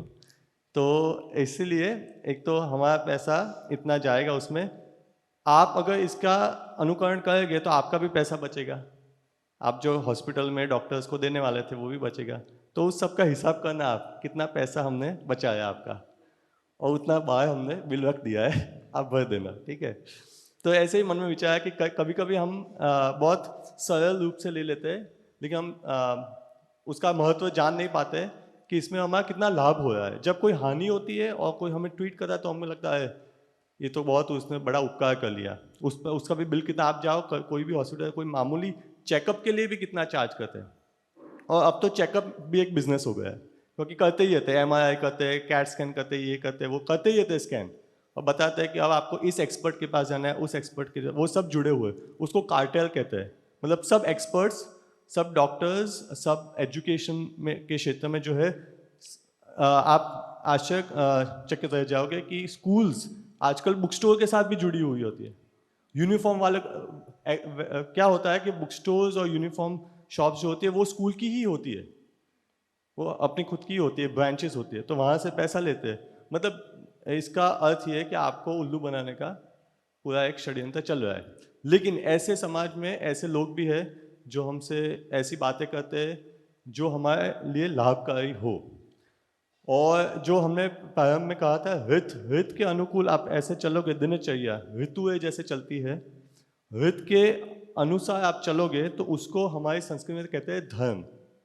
अगर अधर्म करोगे, मतलब इसमें से कुछ भी आपने ऐसा किया जो ऋत के अनुकूल नहीं है, तो उसको अधर्म कहते हैं। और अधर्म से क्या आता है आपको पता होगा, आपके बच्चों को भी आप पूछ लेना, अधर्म से आता है पाप। पाप अर्थात आपने कुछ लिया प्रकृति से और दिया कुछ नहीं, आप लेते रहे। जैसे अभी सोने का समय आप जाग रहे हो तो आपने कुछ लिया ना, समय लिया प्रकृति का, दिया कुछ नहीं, तो वो पाप। और पाप से जो हमने अपने प्रार्थना में कहा था ना, सर्वे भवन्तु सुखिनः सर्वे सन्तु निरामयाः सर्वे भद्राणि पश्यन्तु माँ कश्चित दुख भाग भवेत्। किसी को कभी भी किसी भी प्रकार का दुख ना हो, ये संभव नहीं, सिर्फ प्रार्थना करने से कुछ नहीं होता है। अगर आप अधर्म करते हो, पाप जो घड़ा, आपने कहा घड़ा आपका छलक रहा है पाप से, मतलब आप बूंद बूंद भरते ही जा रहे हो, भरते ही जा रहे हो, और घड़ा छलक रहा है, आप गाए जा रहे हो कि किसी को दुख ना हो, लोका समस्ता सुखिनो भवन्तु, तो कुछ नहीं होगा, क्योंकि आपका आचरण ही गलत है। और ये जानबूझ के नहीं, आपको पता नहीं है, अज्ञानतावश आप एक अधर्म के मार्ग में चल रहे हो। इसलिए ये हम कार्यशालाएं करते हैं, ताकि हम कम से कम हमें जागृति तो आए, क्योंकि ये ना न्यूज़पेपर में मिलेगा, ना सोशल मीडिया में मिलेगा, ना डॉक्टर से मिलेगा, ना कोई टीचर से मिलेगा, ना कोई पेरेंट को कुछ पता है, ना नाना नानी दादा दादी कोई है जो हमें कुछ कह पाए। हमारे शास्त्र तो कोई पढ़ता ही नहीं है, और उसकी भाषा किसने, संस्कृत कितने जानते हैं। अभी ऋतम का मैंने कहा, तो वो तो वैदिक संस्कृत है, तो कौन पढ़ता है, कौन उसका व्याख्यान करता है, हमें कुछ पता नहीं है, कुछ हम जानते हैं नहीं। इसीलिए ज्ञान के मार्ग से हम आगे अग्रसर होते हैं, हमारे बच्चों में भी ये ज्ञान आए, तो ऐसी विद्या होनी चाहिए। तो इसीलिए हमारा ध्येय वाक्य है, सा विद्या या विमुक्त है। आप मुक्त हो जाए, किससे, ये हॉस्पिटल के चक्कर से आप मुक्त हो जाओ, ठीक है। तो आपके आने का बहुत बहुत अभिनंदन, धन्यवाद। और अगली कार्यशाला हम अगले वर्ष, आगामी वर्ष करेंगे। और क्योंकि आपने अभी आदत की बात की, 21 दिन का एक चैलेंज, एक चुनाव दिया है आपको, एक चुनौती दी है कि आप प्रयोग कीजिए। तो मैं सोच रहा था कि एक पुस्तक है एटॉमिक हैबिट्स, छोटी छोटी, जैसे संस्कृत में गच्छन पिपीली को याति योजना नाम शतानपि, पिपीली का एक चींटी की तरह आप आगे चलते होगे, बहुत आगे जाओगे। तो ऐसी हम एक पुस्तक है मनोविज्ञान में, उस पर हम थोड़ा विचार विमर्श कर सकते हैं। तो बहुत बहुत धन्यवाद। और ये एक और बहुत मुख्य बिंदु है, ये भेद है हमारे भारतीय संस्कृति और पाश्चात्य संस्कृति में। वो आयुर्वेद और मॉडर्न मेडिसिन हो, या जो हमारा दर्शन है भारतीय दर्शन और मॉडर्न साइकोलॉजी हो, इस मुख्य भेद क्या है कि पाश्चात्य संस्कृति, और सभी डॉक्टर तो चरित्रहीन नहीं होते, लेकिन भेद ये है कि जो सही करना चाहते हैं उनको भी मालूम नहीं है। क्योंकि मैं खुद अपना उदाहरण दे सकती हूँ। मैंने एमडी पीडियाट्रिक्स में किया, एलोपैथी पढ़ी, लेकिन मुझे ये सब बातें नहीं पता थी एमडी करने के बाद भी। और लेकिन जब खुद शरीर में व्याधि हुई तो ऐसा पढ़ना शुरू किया और समझ आया कि कितना कुछ गलत किया था आहार विहार में, तो उसे ठीक किया और उससे हम औरों को भी समझा सकते हैं। तो क्योंकि जो पाश्चात्य संस्कृति है, सभी स्वास्थ्य के क्षेत्र में हो, मनोविज्ञान के क्षेत्र में हो, वो उपभोक्ता को बढ़ावा देती है। मतलब कंज्यूमरिज्म, मैं केंद्र में हूँ प्रकृति के, और मैं कैसे सबका उपभोग कर सकूं, व्यक्तियों का, वस्तुओं का, और कैसे सब मेरे लाभ के लिए हो सकें, ऐसी सोच है। तो अगर आप साइकोलॉजिस्ट के पास भी जाएंगे तो वो बोलेगा कि आपको क्या तकलीफ़ है, अच्छा ऐसी तकलीफ़ है तो आप और ये करिए, मतलब ताकि आपका जो भी आपकी तृप्ति नहीं हुई है आपके इंद्रियों की, तो और आप उसे उपभोग करिए। वो कभी निग्रह की बात नहीं करते हैं। अभी कल ही की बात है, डॉक्टर मनीष हमारे साइकोलॉजिस्ट हैं, और जो हमारा यहाँ पर मॉड्यूल है वो भगवत गीता पर आधारित है। डॉक्टर महेश परीख हमारे सीनियर साइकेट्रिस्ट हैं, उन्होंने उसमें पीएचडी करके वो बनाया है। तो ये एक विदेश में रहने वाला भारतीय पुरुष वो साइकोथेरेपी कर रहा है, तो उसको उन्होंने कहा कि आप ऐसे निग्रह करो। उसकी कुछ दुर्व्यवहार हैं जिसके बारे में उन्होंने कहा कि, और समझाया भारतीय पद्धति से कि ऐसा करना है। तो वो हैरान होकर बोला कि मैंने तो यहाँ कई साइकोलॉजिस्ट, काउंसलर्स को दिखाया है और उन्होंने कहा है कि तुम्हें इच्छा है तो उसे भोगो। ये निग्रह की बात तो मैंने पहली बार सुन रहा हूँ मैं। तो वो जो ये आयुर्वेद में भी कहा गया है कि रोग क्यों होता है, वो प्रज्ञापराध से होता है। प्रज्ञा यानी कि हमारी बुद्धि, हमारा इंटेलेक्ट, उसका अपराध। हम जानते हैं कि ये गलत है फिर भी कर बैठते हैं, जानते हैं ये कि मेरे लिए खाने के लिए अच्छा नहीं है, फिर भी हो ही जाता है।